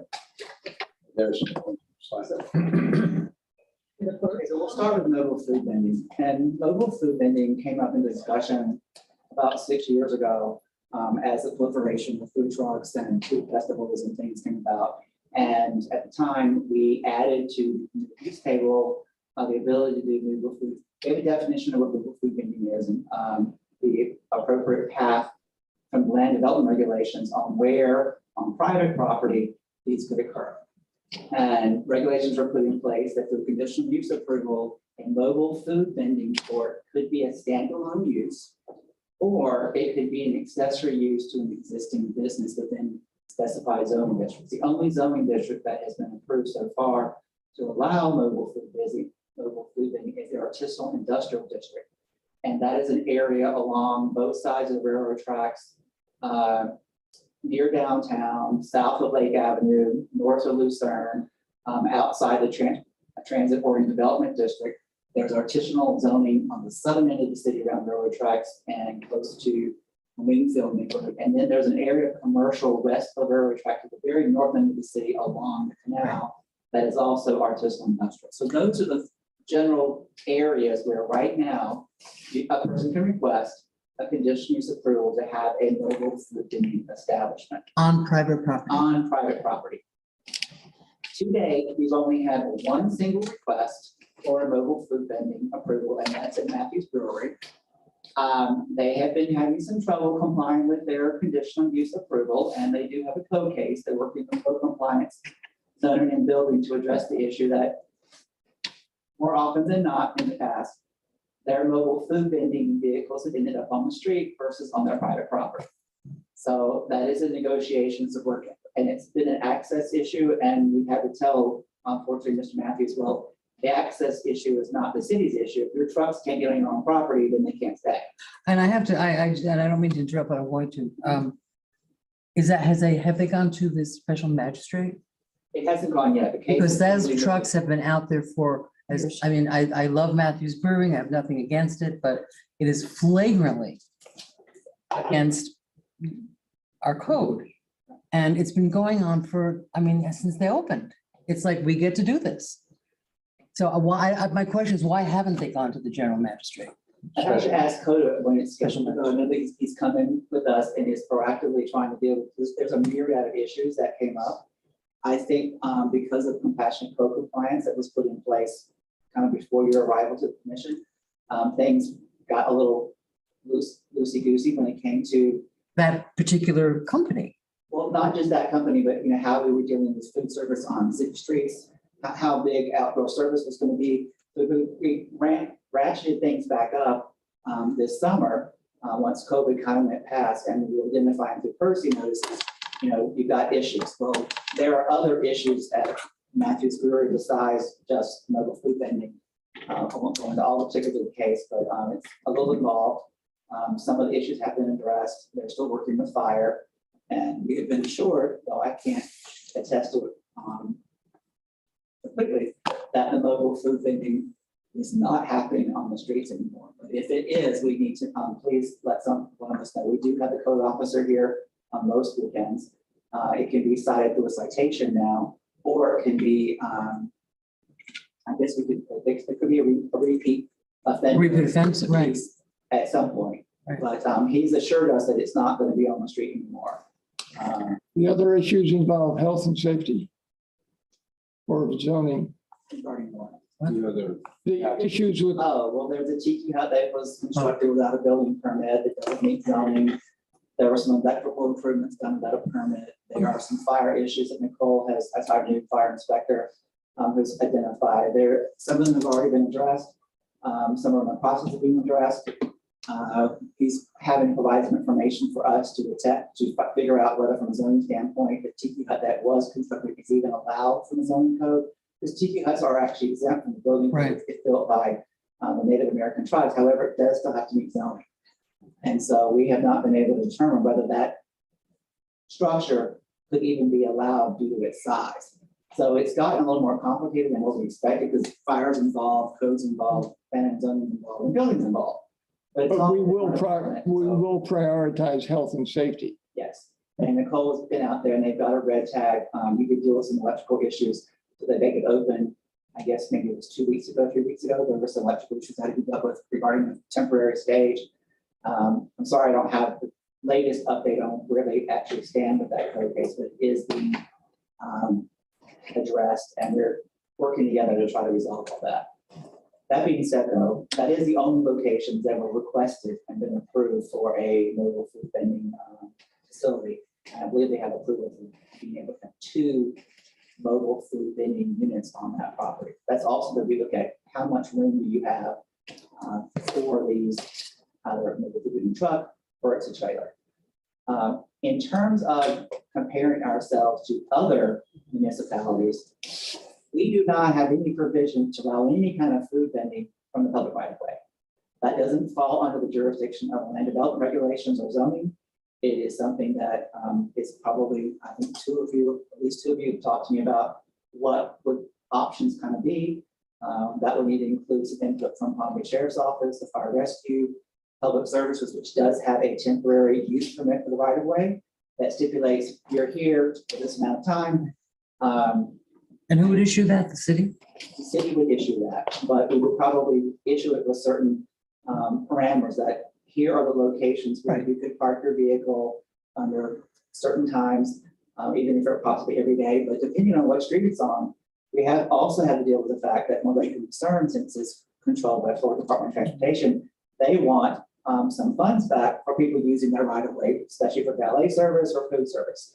So it's a little bit more complex than I had anticipated delving into, but we can do that if this commission is now interested in mobile food. And the biggest outcry that came when it was discussed as being a potential use was that none of the businesses downtown, the restaurants, felt it was fair that a mobile food vendor can park on Lake Lucerne or one of the cross streets, J through M, and just have a truck and be able to serve food without having to have a bricks and mortar location. So that's why the commission at the time pushed the mobile food vending options to the artisanal industrial district, thinking it would be possibly an incentive for improving the area. And Mr. Matthews was the first person who really invested in that first place, opening his brewery, and then brought in the mobile food vending.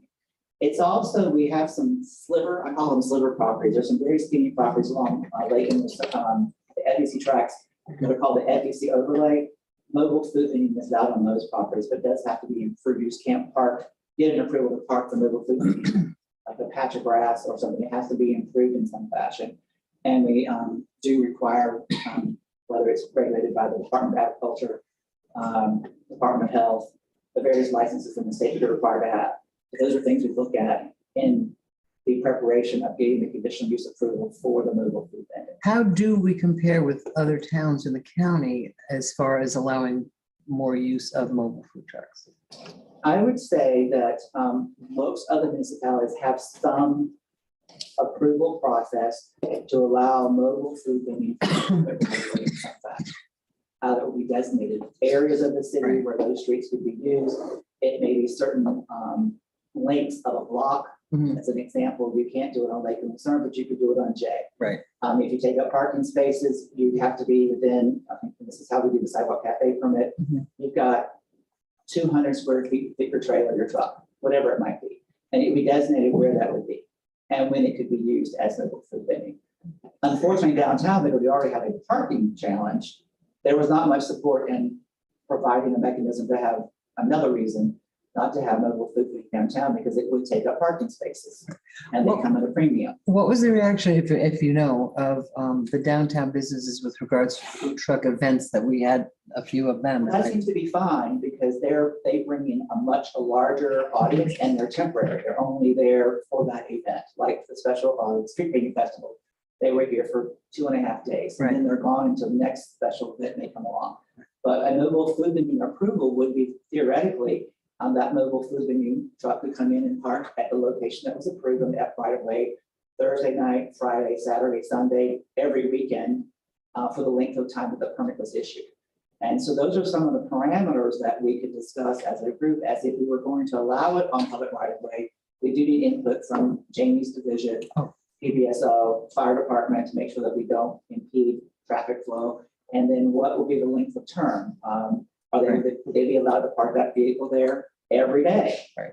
Or for what time period? Yeah. Would they be paying the city any kind of supposed lease or payment or application fee? Because we can't change our business license schedule or business tax receipt. So mobile food vending falls under the vendor section, which is a very low business tax receipt.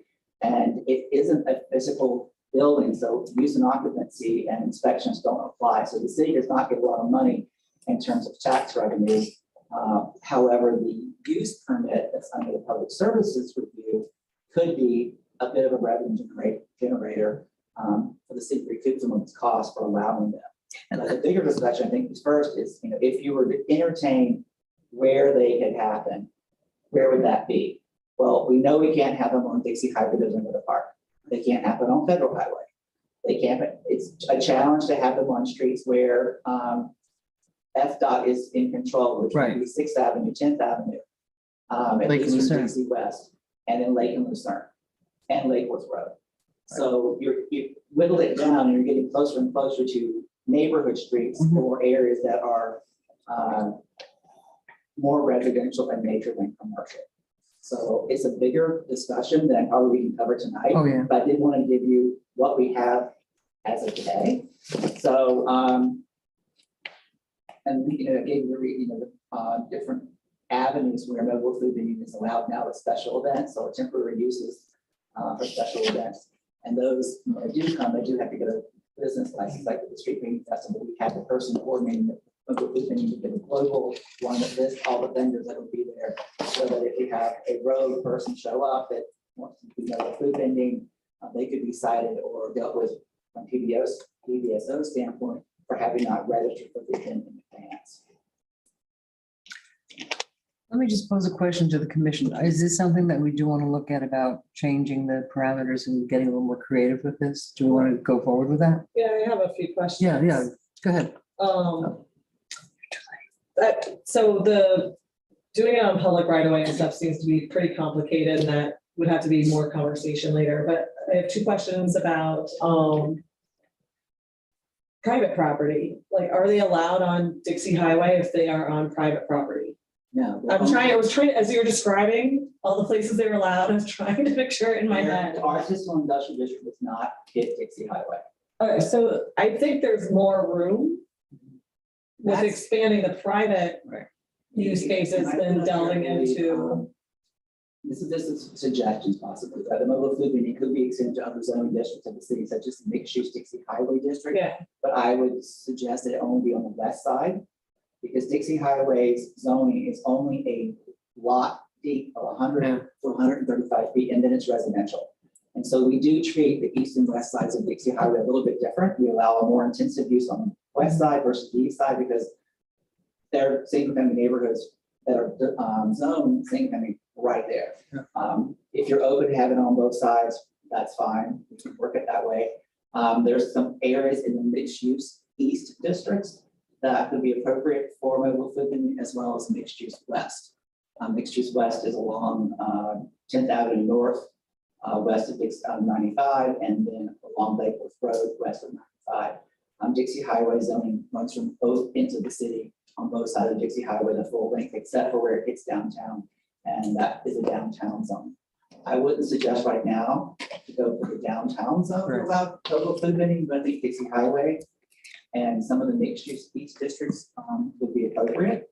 And the same process as we have now, you go through a conditional use approval, eligibility for this planning board if it's in a traditional district, or the preservation board if it's in a historic district. We determine, the impact in terms of life safety, access, ingress, how many vehicles would be appropriate as your accessory use. You can't take up any of your required parking. You have to have a place on your private property that makes sense to where that mobile food can happen. And then once it's approved, that property owner can have essentially whoever they would like as the mobile food vendor. Okay, well, I would like to look into that a little bit. I definitely want to look into that. I'm thinking of by me, like, so Harry's might have a food truck because they're on the west side, but then the gas station across the street wouldn't be allowed to have one because they're on the east side. But I think there's room for improvement. I think we need to talk, There. And then the last thing I just wanted to mention, the second thing is when it comes to our events, where we either evening on avenues or street painting festivals and things like that, where we open it up to food vendors. I'm just curious if we provide any preference for local businesses that live in the city versus other businesses that are coming here from other areas, and what we do, because I think I was told that there's just like a list and we kind of rotate through it, or I don't know if there's room for improvement there. I'm sorry, but I would not be able to address that question. That's done by the special events and leisure services. However, there's two avenues for it. There are people that come in and request special event approval, like a privately sponsored or semi-public sponsored event. I can't think of one off the top of my head. Maybe it was like Blues Cruise and Barbecue was one of them. That wasn't, I think, I'm not even sure it's even still anymore, or Reggae Fest. But like Street Painting Festival, which is ours, there is a process to select who are the mobile food vendors. I don't know if it's a first come, first served, or we look at the variety of food vending is offered. We wouldn't want everybody to be barbecue and leave out hamburgers or something. Yeah. So that might be a question. So that's another thing we need to look at, I think. Because I think we all are interested in, I was asked because the Hatch had an event a couple weeks ago at night, and the vendors were not local, and I asked somebody, maybe it was Joan Oliva, I forgot, I asked somebody, what about having local vendors there, and they said, it was, all right, I don't know, he said that because I'm talking, one thing I'm bringing, I was trying to bring a summer kind of evening green market festival to the Hatch, on a regular basis. And one thing that Corey was the attorney that helps with the green market. It's a challenge to get local people to cross Dixie Highway. So, I mean, that was interesting because it's not like they haven't thought of it, but we need to improve it. We need to make it, much more. And we might have to provide a clear definition of there are different types of mobile food vending. Like at green markets, usually it's the table and a little tent and people have pulled stuff out of their vehicles. There's not an actual mobile food vending creation truck there. Others are trailers, others are like drivable RVs, and I don't know how to put it. Right. And they do cooking and all that. And each one of them have some slightly different regulations on what's required from the health. And not all have heat, not all are cooking. There's ice cream. And we technically do have a lot of local food vending out of the back of station wagons in the city too. So, which is, you're going to get to are you going to go now to the kitchen? Now. You want to do that tonight? Oh, it's the next part of this. Yeah, I know. So I'm sorry, but I apologize. There's two lights on. Commissioner McVoy was first. I don't know where this fits in, but I've been receiving input from the public for a while on some of these. So I don't know if I'm putting them in the right place. Somebody can steer them to the right one. But one is, there certainly are some people who do not like the ice cream trucks that come around, not because of the ice cream trucks, but because the sound of the thing gets sometimes loud and goes on forever. Hello. Hello, that's what he does for hours. whatever it is, it is not universally liked, shall we say that? It's not correct. So that is a concern. It doesn't really relate to the food particularly. I guess it does relate to the mobile. Another one that I've heard from people is that we do have in, especially west of Dixie Highway, basically like, I don't think station wagons exist that much anymore, but something like it. People selling out of the back of their vehicle. It's not clear to me. I've been told that that's not legal and whatnot. I don't know our rules well enough to know. But there have been concerns that there's quite a bit of that, and it's a traffic issue. And I don't know that I have as personally a strong feeling. I kind of like the idea of people being resourceful, making some income and all that. But I do understand that there are concerns about it. That's what I got. Yeah, and I Look have, at my paper, because I literally have those exact same things written right here to talk about. So we're hearing it, probably not necessarily from the same people, but that means these concerns are out there. So the ice cream truck literally is an ice cream truck that comes through between 8 and 10:30 at night and has loudspeakers. is it automated, just runs? Yeah. runs and runs? Hello, and it as they're makes driving you down the crazy. street, hello, and it's like, are you kidding me? Who buys ice cream at 10 o'clock at night? First of all, there's that. The food in the back of the cars, the biggest complaint about that is it happens in the morning and at night, and it backs up the traffic. And sometimes we have 5 cars at one corner, but now they've gotten smart because certain people keep calling PVSO, and now they're actually selling on the private property in front of those corners out of shopping carts instead of the back of their cars. So it is a growing problem. It's, my bigger concern is always the health factor, like what happens if some of this food is contaminated? You know, how many people in the community could get sick? Because there's no regulation, right? I don't know if there is. There's I know not. there is some state level stuff. I don't know. No, whether this it's is complying rogue. with it. This is rogue. I'm I gonna, think it's rogue. I'm gonna Yes. take probably I'm gonna take a bit of a different slant on this. And it comes mostly from my years of working in downtown West Palm Beach as an HRS worker 20 years ago, 40 years ago, HRS, now DCF. In the communities, and I see it in Lake Worth, in communities, it's a tradition of a lady on the block cooks dinner, and the guys that come home from the field at night, they go there, here's $5, here's your to-go cup. I have never heard of a breakout of terrible. And most of it's pretty cooked. I agree with that. So I think there's a, and maybe this is kind of a rogue idea, but I mean, I believe there's a place in our society to allow that to happen.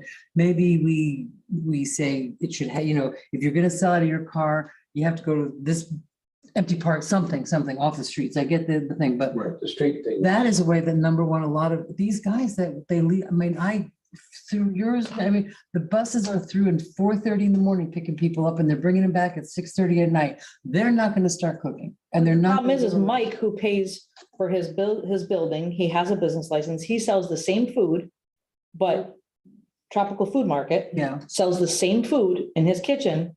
And the women who are literally 4 houses down are selling it for $1 and $2 cheaper. And he's getting mad because he's paying his dues to the city and he's losing business to these 5 or 6 cars that are parking there that aren't contributing to the society, that aren't helping. Well, they are contributing to society. But no, but not from a business point, when he's selling and doing the same thing. From his business point. Because he's selling the same product that they're selling. If It's I might, indigenous make your food. lives even more complicated. Oh, sure. Thanks. We want to be out here at midnight. Florida statutes has preempted the city from really governing cottage food vending. And cottage food vending, as I understand it, touches at a broad segment of what you were talking about in terms of like, there are some ladies who live in a house and they want to create food and they've applied to the state and get a license to do cottage food vending. We cannot regulate it. We can require them to have a business license and home occupation. They can have, unlike our regular home occupations, they can have customers come and go. They can have employees help them create. Really? Oh, yeah. Cottage food and it got preempted. I think a lot of people resorted to doing things from home, maybe because of COVID, but it relaxed the rules greatly and preempted us from putting many rules in place. Now, when it comes to selling out of the back of a car, if it's someone coming from somewhere else and parking on the street and doing it, I don't think that qualifies as the cottage food industry. That's for the road one you're talking about, but that's unfortunately gonna have to fall under PBSO to enforce that person not being there. And you know what they do? They come along and they go, you can't do this, and then they drive 2 blocks over and they park at another corner. And you have the same problem when we have a red tag car. Once you move the car out of the vicinity where it was, it has to be red tag all over again. And so you're hitting on Whack-a-mole. a whole myriad of issues that are occurring on our public rights of way that don't have a very simple solution. And maybe we should focus, because I tend to agree with the mayor's view that this is not necessarily a horrible thing. There is a little bit of an issue because I know, because La Bendición at 12th Avenue has a program that you can sign up for meals and you go carry them. I know of several other small Latin restaurants that do also, so you can get kind of the same thing. So yeah, there's competition between the people doing it from the car or shopping with the brick and mortar places. I don't know how to deal with that. But I don't think it's terrible. I don't think the health concerns are too great. And I think what William has told us, that's consistent with what I've heard too, that the state kind of. Are we bordering on the workshop? We're getting close, but let's. But so it seems to me What what time we do we should start? focus on is what are the things that seem to cause the most angst? And I think part of it is simply traffic. Don't block up the traffic. That's it. So if we could figure out a way to deal with that, maybe we could live with this. Herman's leaving. He's leaving. He's done. I'm done. What are we gonna do? Fire him at this point? I mean, come on. He's going out to get some mobile food. He is. He's gonna go to the corner. Food truck, yeah. The halal food truck, like in. Yeah. So yes, I think we I think he's, all right, I think he has an excellent, this is obviously something that we need to go in a little bit deeper. Okay, this is not something that we can. We have an LDR workshop coming up in April. Yeah. I believe, and we were gonna include, by that point, I should hopefully have some suggestions on where the mobile food activity can occur. Mhm. Like, suggestion on mixed use, Dixie Highway, maybe some other areas, you can look at that. And then we'll arrange it, an LDR update to bring the use table. As for cottage food industry, I need to spend a little bit more time possibly with the city attorney to divide up those 2 different scenarios you've got, and the person at home or in selling it out of their front yard maybe, or coming for the person out of the car. The first one, we've never had an application for one. So if there is a person selling food out of their house for people to pick up, they need to come get a business license for a home occupation as a cottage food industry. That one's a little easier to deal with. The other one has a lot of permutations and mutations that I'm not quite sure how we will address, but The food truck. options, we can at least be ready for when we come back to give you the options of how will we deal with the ones that are sort of appearing and are like a pseudo version of a mobile food in our right of way. I would love to see too, if we even have a parcel of land that we own, that we could designate a mobile food area and have 5 or 6 or 10 trucks or 8 trucks, whatever, rotate there and pay for that space. I don't know if we have any. Place up on Dixie, where, north of, where Deco Green's going up. There's like an empty lot of land. Like, do we own empty land on Dixie? CRA does, I think. The CRA The does? last, the parcel that the CRA owned will become Deco Green. Deco. We don't own any more north of that. We tried to purchase it and we were not successful. Oh, okay. The CRA also tried to buy the patio property on the east side, and we're not successful. That's a shame. The old patio. Public comment? Yeah, we have one public comment card. And I have one as well, Madam Mayor. Sorry. You wait, Michelle Mauer's here. She's waited all night long. Mower? There's no A in MOWER. I apologize. I'm sure. Thank you. Just say your name and your address. Michelle Mower, 518 Worthmore Drive. So as 4 of the 6 of you know, I've talked your ear off about mobile food vending for months now. I know firsthand how hard it is for food trucks to operate in Lakewood Beach because I own GG Gourmet Shaped Ice, which is a mobile business. I'm advocating for food trucks to be able to operate in Lakewood Beach, not just for special events, but all the time. Letting trucks park on private property and have areas around the city that are designated that food trucks can park. Like West Palm and other cities and towns in and around Palm Beach County have. Being able to work where I live, not being able to work where I live is becoming extremely frustrating. I'm not, but I don't want to talk about me and all those problems because you guys heard them all. But I will tell you that right now, currently in the city, there's 2 to 3 trucks operating right now.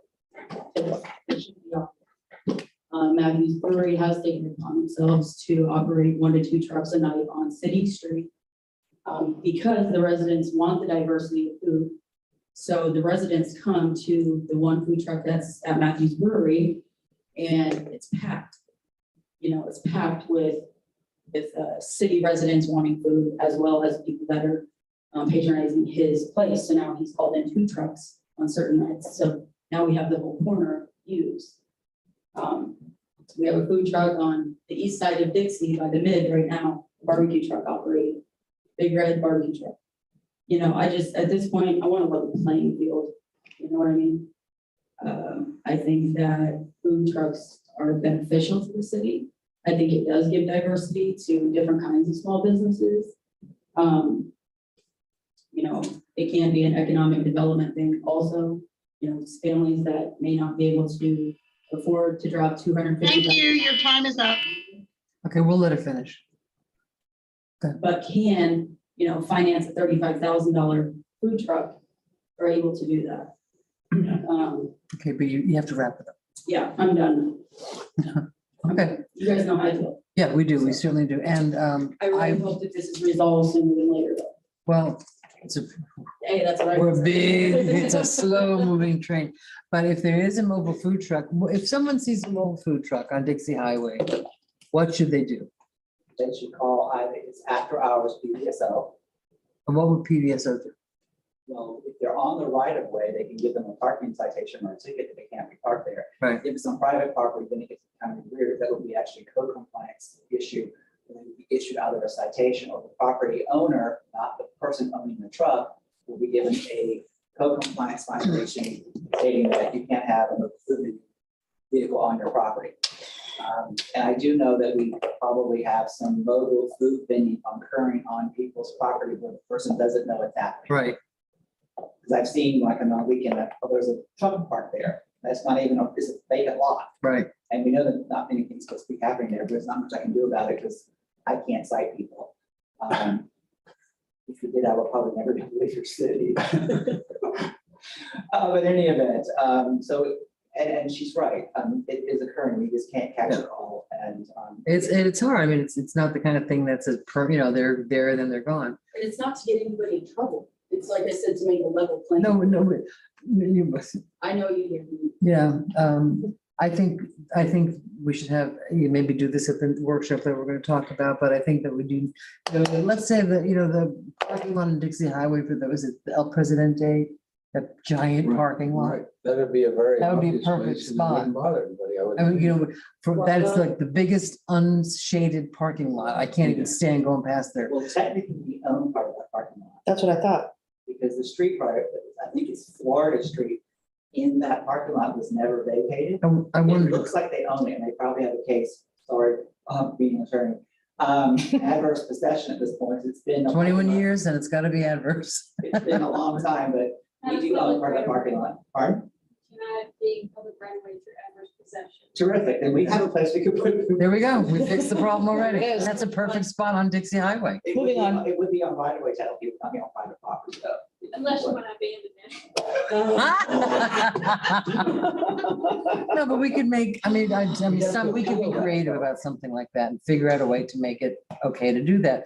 I said if we could find pieces of land, like Yeah. parcels that we have that makes. So I think this commission is in agreement that we do need to look at this in a new light, that it's, Yes. they're too restrictive, that we need to be more creative, that as Michelle said, but it is. Level playing field is fair. Well, thank you, yes. The city. Thank you does for own a finishing this. couple of It's because I'd be capable of doing it G myself. Street and the railway track. I'm sorry? The city does own a couple of Yeah. thin slivers of land along G Street and the FEC tracks. Yeah. That are sort of the perfect depth that you can put your mobile food vending vehicle with its back towards the railway tracks. Mhm. And you come up to the, there's parcels, sometimes are only 25, 30 feet deep. Can't do anything with it. However, that street is extremely stressed when it comes to life safety. There's nowhere to park. Right. Yeah. I'm sure we could just create. The that Hatch one. parking, I mean, where we had the festival last week, the Hatch parking lot. You know, once a month, I mean, There, And listen, I completely understand the restaurants, the brick and mortar restaurants saying, hey, come on. You know, I pay taxes, I pay this, I pay high rent, but I don't think that a food truck selling something is gonna take away from Dave's or Grove's or No, it's any a of different those. and a lot of It's a those, very different. those food trucks have like followings too, like people Yeah. can go on the apps to find where they are and, right. All right, so thank you, Michelle, for your input. Could we ask? Madam Mayor, I still have a public comment. Oh, my God. I'm sorry. Madam Clerk, what's the public comment? Who's it from? Craig Frost, 1224 South L Street, wrote, in regard to the operation of mobile food trucks, I would hope that the discussion tonight will be in a positive direction to allowing properly licensed vendors to operate in the city of Lake Worth Beach. We need to move towards being a more business-friendly city. That's the end of my comments. Thank you very much. Appreciate it. Okay, so we're gonna talk further about this. And consider the income on, you know, the taxation and the property tax versus a truck. Okay. There's no backup. If it was possible, when we do have that discussion, if we could bring even a draft form of sort of, I don't know about a flow chart, but some kind of a structure of the different flavors of things and where there are issues, you know, there's the selling from home, there's selling from shopping carts, there's selling from the back of the vehicle, there's location, so that we have sort of some structure to the discussion. Because it's a real mouthful of stuff. Or you could have a picture of like somebody with a shopping cart with a big X through that, and then like a picture of a mobile food truck with a check mark. We'll have to, since my department doesn't oversee the public rights of way, I'll ask people to do what they can come up with. There you go. Well said. We're trying to build Rome in a day, aren't we? Fix it all. We have a lot of catching up to do. I'll never forget when we were first elected and you asked for 6 months to get our feet under us here. That's Okay, I think. I should have said 6 years. establishment. This is the vice mayor wants to talk about the establishment of the business advisory board. Well, we just talked about food vending for what, more than a half an Hi, hour, Mr. Waters, thank you. and haven't heard about any business other than that. So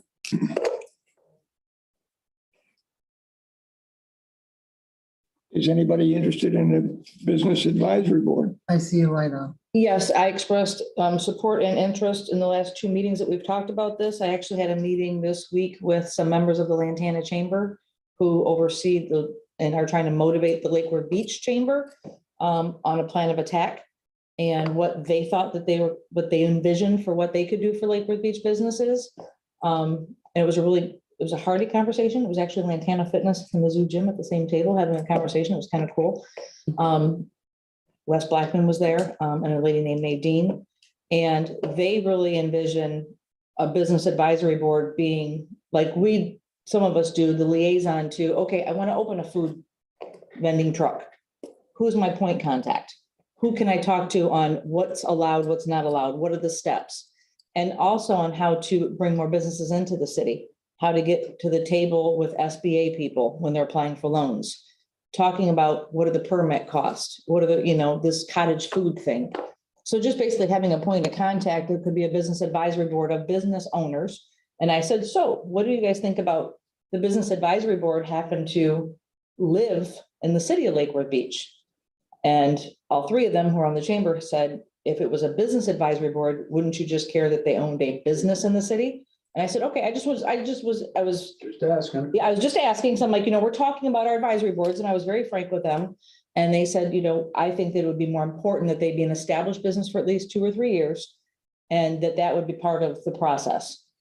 Because you'd want them to know the background and the history of some of the city. And they also thought about having like kiosks throughout the city where they could get information on the chambers. So we talked about possibly doing the annex building, having a little kiosk there, like where the museum is or the visitor center. Possibly using this out front little office area that we have that's all cork boarded off, having somebody work there a couple days a week as a chamber point. Where's that? Do you Where see, the receptionist used to be here. Oh, right. do you see that? And I've heard also with the chamber, I didn't go because I don't want to violate sunshine. But do you see that as kind of, we're talking about a business advisory board. Do you see that as the potential business advisory? No, I think that the chamber would help feed and support the business advisory board. So when people did call, they would say they have this great business advisory board. Here's their point contact. Because these people who sit on the chamber, they said that they're not versed in a lot of things that happen here in the city, as far as the rules and the regulations and how you get licensing and all that. So I said, just like the education task force, have people apply and let's pick a board. Let's move forward. Commissioner Stokes. I have a question on if this advisory board is advising the businesses or if they're advising us. Us both, they would help, they would be a point contact for like if somebody needed a license. But really, if some of these things that are happening in the legislature, if some of these rules pass like this, Christie's over there shaking her head, like so if we pass an ordinance that affects a business, we might have to really have this business advisory board faster than we would even like to get to it. I have a question about our responsibility or liability if we have an advisory board and they're giving advice to businesses and they accidentally give some bad advice. But does it feel like it's coming from the city? And so I'm trying to wrap my head around this because it's the first time I've thought about it in this way. You just mentioned it and we don't talk outside of here about these things. It's so annoying. Because like with the advisory boards, it's usually they are coming to us and then they have like peripheral things that they do, which is great. But listening to you talk, it felt more like their roles and advising businesses. More like a liaison, I guess, is what So like it could help. No, to people who want to come in, like for permits, or like if let's say you're looking at the old house lounge, right? And you were going to rent it. Right now, a landlord would just rent that to you and say, yeah, you could put a food truck there. Well, we don't have anybody in the city that potential person could call and say, hey, this is the property I was looking at. The landlord told me I could put a food truck there. Who should I call for that question? Yeah, but Right. we're going to call, they need to call, I would think, I understand what you're saying, but I also think it would need, I think you're correct that it would really need to be a city person that would give that advice, not a volunteer who may or may not get it right. But that's why if we have a business advisory board, and maybe we could have one point of contact, because we always have a liaison on our boards who works with the staff. Like we have a staff person that usually is a liaison to our boards. Yeah. So, you know what I'm saying? Like finance advisory board, who's the liaison? Bruce? Right? So planning and zoning board has a liaison that's staff. So they would also have somebody who's part of staff that maybe William could say, all right, this is my person who knows about business licensing and who knows what's allowed and what's not allowed. I'm not sure though how that deals with the issue that Commissioner Stoke raised is if it's the volunteer part of it. I like the idea of moving information around. I think that's very valid and making it easier for new businesses to come in. I'm all for that. But what if the volunteer people give out stuff and it's not quite the city policy? Well, it's just like We're looking at you. HRPB does that. Maybe somebody might ask them, somebody who sits on the historical board, hey, I'm gonna go get windows. What are you allowed to do? And they'll say, well, according to But I don't think that the rules. I It's don't not think the official. I mean, residents go to that's HRPB. off. They go to staff. And As far sometimes, as I know, I don't know. Madam Mayor? Yep. The Ma'am. question, have we determined or thought about the purpose or what we want the advisory board to do? this is Because we why, determine the process in which things will operate. this is what Ms. Davis brings to us. The calm, cool, But very to the point question. but very to the point question. This is funny. Herman's last day and his light is not working. I think, I try to give mine to them, so I thought I'll use well, it. I didn't think I would speak, but, I was thinking more in terms of a independent downtown development, skin in the game, self-contained, not any part of the city government, but initiating the involvement of the businesses. Well, then it wouldn't be a city advisory board. Right, but somebody's got to initiate It sounds like, kind of like they are. chamber. They're not having any luck, which is hence why they reached out to you and I, because a lot of the businesses here, their mindset from what they told me is, but you're still Lantana Chamber. You're not in Lake Worth. Right. You're not in Lake Worth Beach. So that's why they think that this business advisory board is beneficial. And maybe the reason the chamber isn't, the word chamber to a lot of downtown businesses is not as appealing as being, Yeah, you're right. So, Given our past history. yeah, so they've, I mean, there's a need that a group of business people should represent businesses and to the city and to market themselves to mutual benefit society. So whatever only you for wanna call it. downtown, this is specific to No, I downtown. would- business? No, Lake Worth Beach, whole city, Dixie, whole city. yeah, Every business in the city Every- is viable. Association. zoned area. what did you say, ma'am? I'm so sorry. No, don't be sorry. Repeat what you It said. sounds like a business association, Yeah. more so. Right. More They will than a- support more each than a other. state. Right, those businesses, owners will get together, support one another, and could be a stakeholder in advising or providing feedback to the city, just to make sure that their interest is being represented to the city and support. Do you see that as a city board function, a city advisory board, or No, if a it's private business business? association, is a volunteer group of businesses Business. coming together, supporting one another and promoting and making sure that the city is business friendly. But I think so that to speak. that's where the problem is we've had a downtown merchant society that fell apart. We had the chamber that fell apart. And I think that the advisory board at least would help us kickstart, even if we only did it for a year, but at least kickstart, have 7, 8, 10 people who will go out and promote this new concept. But at least give us a starting foundation on, 7 members or whatever. And give them Do we need a motion to extend our time? what else? How much do we have left? Yeah, I have a timer set. It is 9:56, so I would need a motion to extend to 10 PM, please. Past 10 PM. Motion to No, you extend not I'm much sorry, past to 11 PM. I'm sorry. Do I have a motion? Motion to extend not much past 10. Yeah, really. Can we? I second that motion to not extend past very All in far favor? past 10 PM. Aye, okay. So it sounds like we have some Yeah. consensus. We just need to figure out what's the next step. Yeah, what, The one thought on the business association versus the board is a business association can drink beer and is not subject to the sunshine law. Neither of which would be applicable to a advisory board of the city. Correct. That's true. And it's my understanding that an advisory board is set up to provide advice to the city, Mhm. more so with it. Right. That's typically how it's done. Where is it now, development? Is an advisory board subject to the sunshine law? No. Yes. Okay. If they make an advisory board that makes a recommendation to the city commission is subject to the sunshine. Right. Because their deliberations in making that recommendation are seen as part of the process of Yeah. making a final decision. So that kind of advisory board is subject to sunshine. With the educational task force, what we made then was a pure fact-finding task force.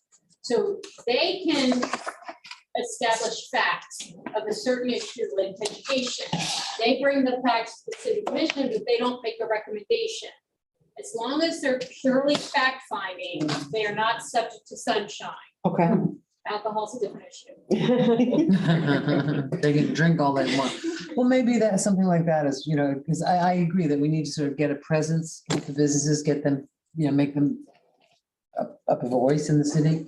And just looking while you guys are talking on the web, there are cities that have business advisory boards.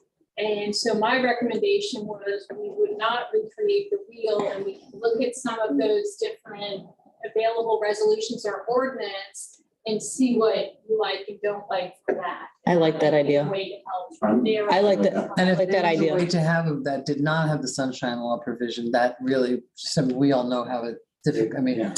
So if we could do Make it them that, fact finders and. If you make them fact finding, Mhm. they really have to just make sure that all they do is provide facts to you. Recommendations? No. They do not provide Can't do that. recommendations. So if we're getting ready to pass an ordinance that would affect businesses, we couldn't ask them to weigh in on it. They can just say, these are very fine facts over here, but not quite Here's so some good fact- facts. over Can here. I ask also from our city manager, when we look at these other ordinances that the other cities have, or the business advisory boards, if you would contact the other city managers, or, if we could also find out from those cities, how is their advisory board doing? Is it doing what you intended it to do? A little bit of in practice. Yeah, and then that just, because we've talked about this several times, and I still don't have a clear picture in my head. So like the more meat we can get around the conversation of what is working well in other cities, I think would be amazing and help us move this forward. We can do that research. hello? Oh, I was like, where'd that noise? I was like, who's talking? If it came down to just providing space for an independent business development group, where would that stand legally with our liability? wait, if it was a sunshine board or not, a non-sun? No, it's an independent business development mutual benefit. But not a city function? But we're just providing them like our conference room once a month. Right. Don't know. We've got so many groups asking for It space. seems like if you're going that direction, that, again, that's more the businesses ought to self-organize that, and they're gonna find wherever they prefer to meet. The I beach. don't know that they're gonna be held up by us providing city space. Do they do it through the CRA or Hatch? I mean, if it's the businesses in the CRA district. That's the CRA district, which, I mean, that's not all the city, so. I like your idea, Christy. Look at what's out there, let the CM do some research and not reinvent the wheel. But we have to do something. Okay, so do we have direction for staff? I believe so. All righty. I believe Just want to confirm that the staff understood there's a little direction. Okay, all right. Next one is, Dismiss. thank you, because I'm incapable of reading myself. I very much appreciate that.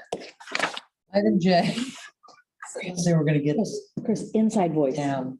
Inside voice. Inside voice. J, stipulation dismissal and lawsuit brought by the Gulfstream of Lake City Association Incorporated. Madam Attorney. Thank you, Madam Mayor.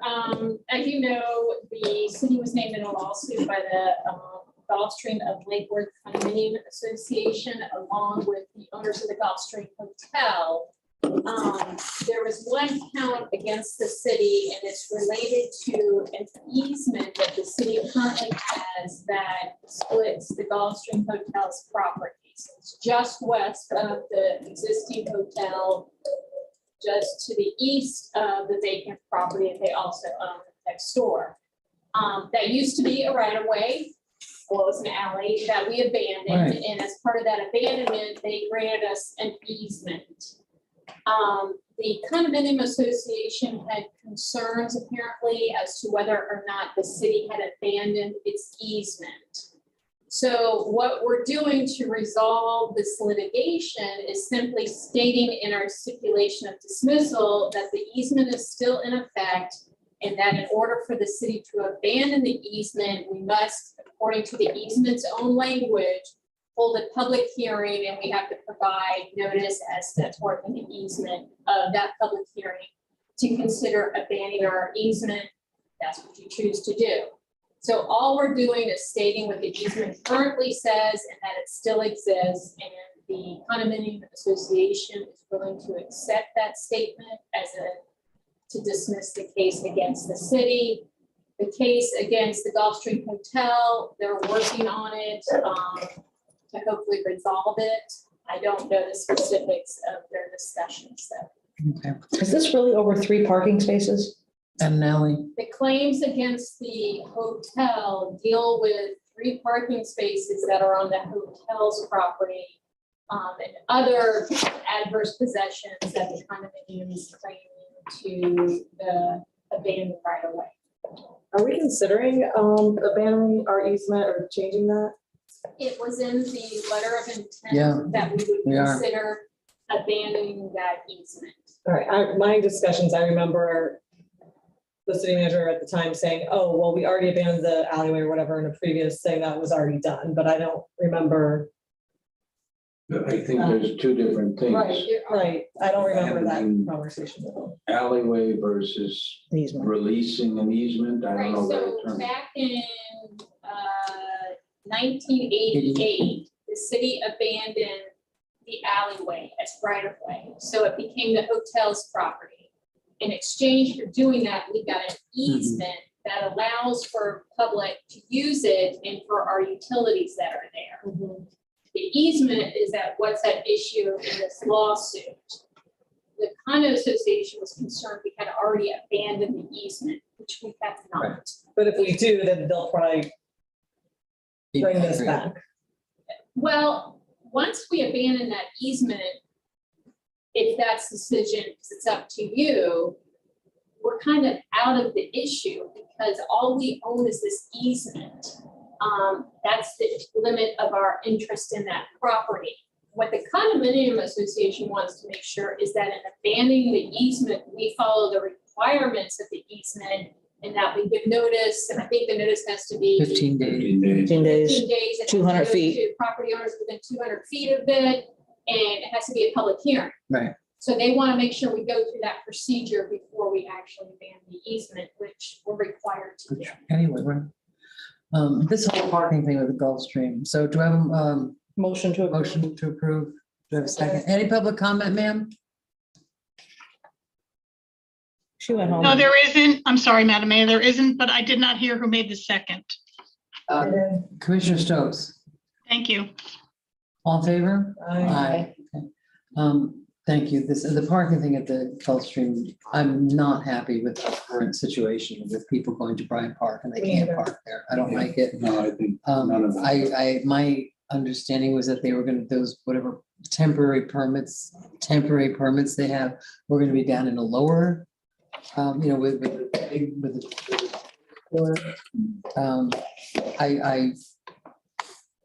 Be a parking board would, Mobility. mobility, it's all in design. Okay, now we have, I think that's.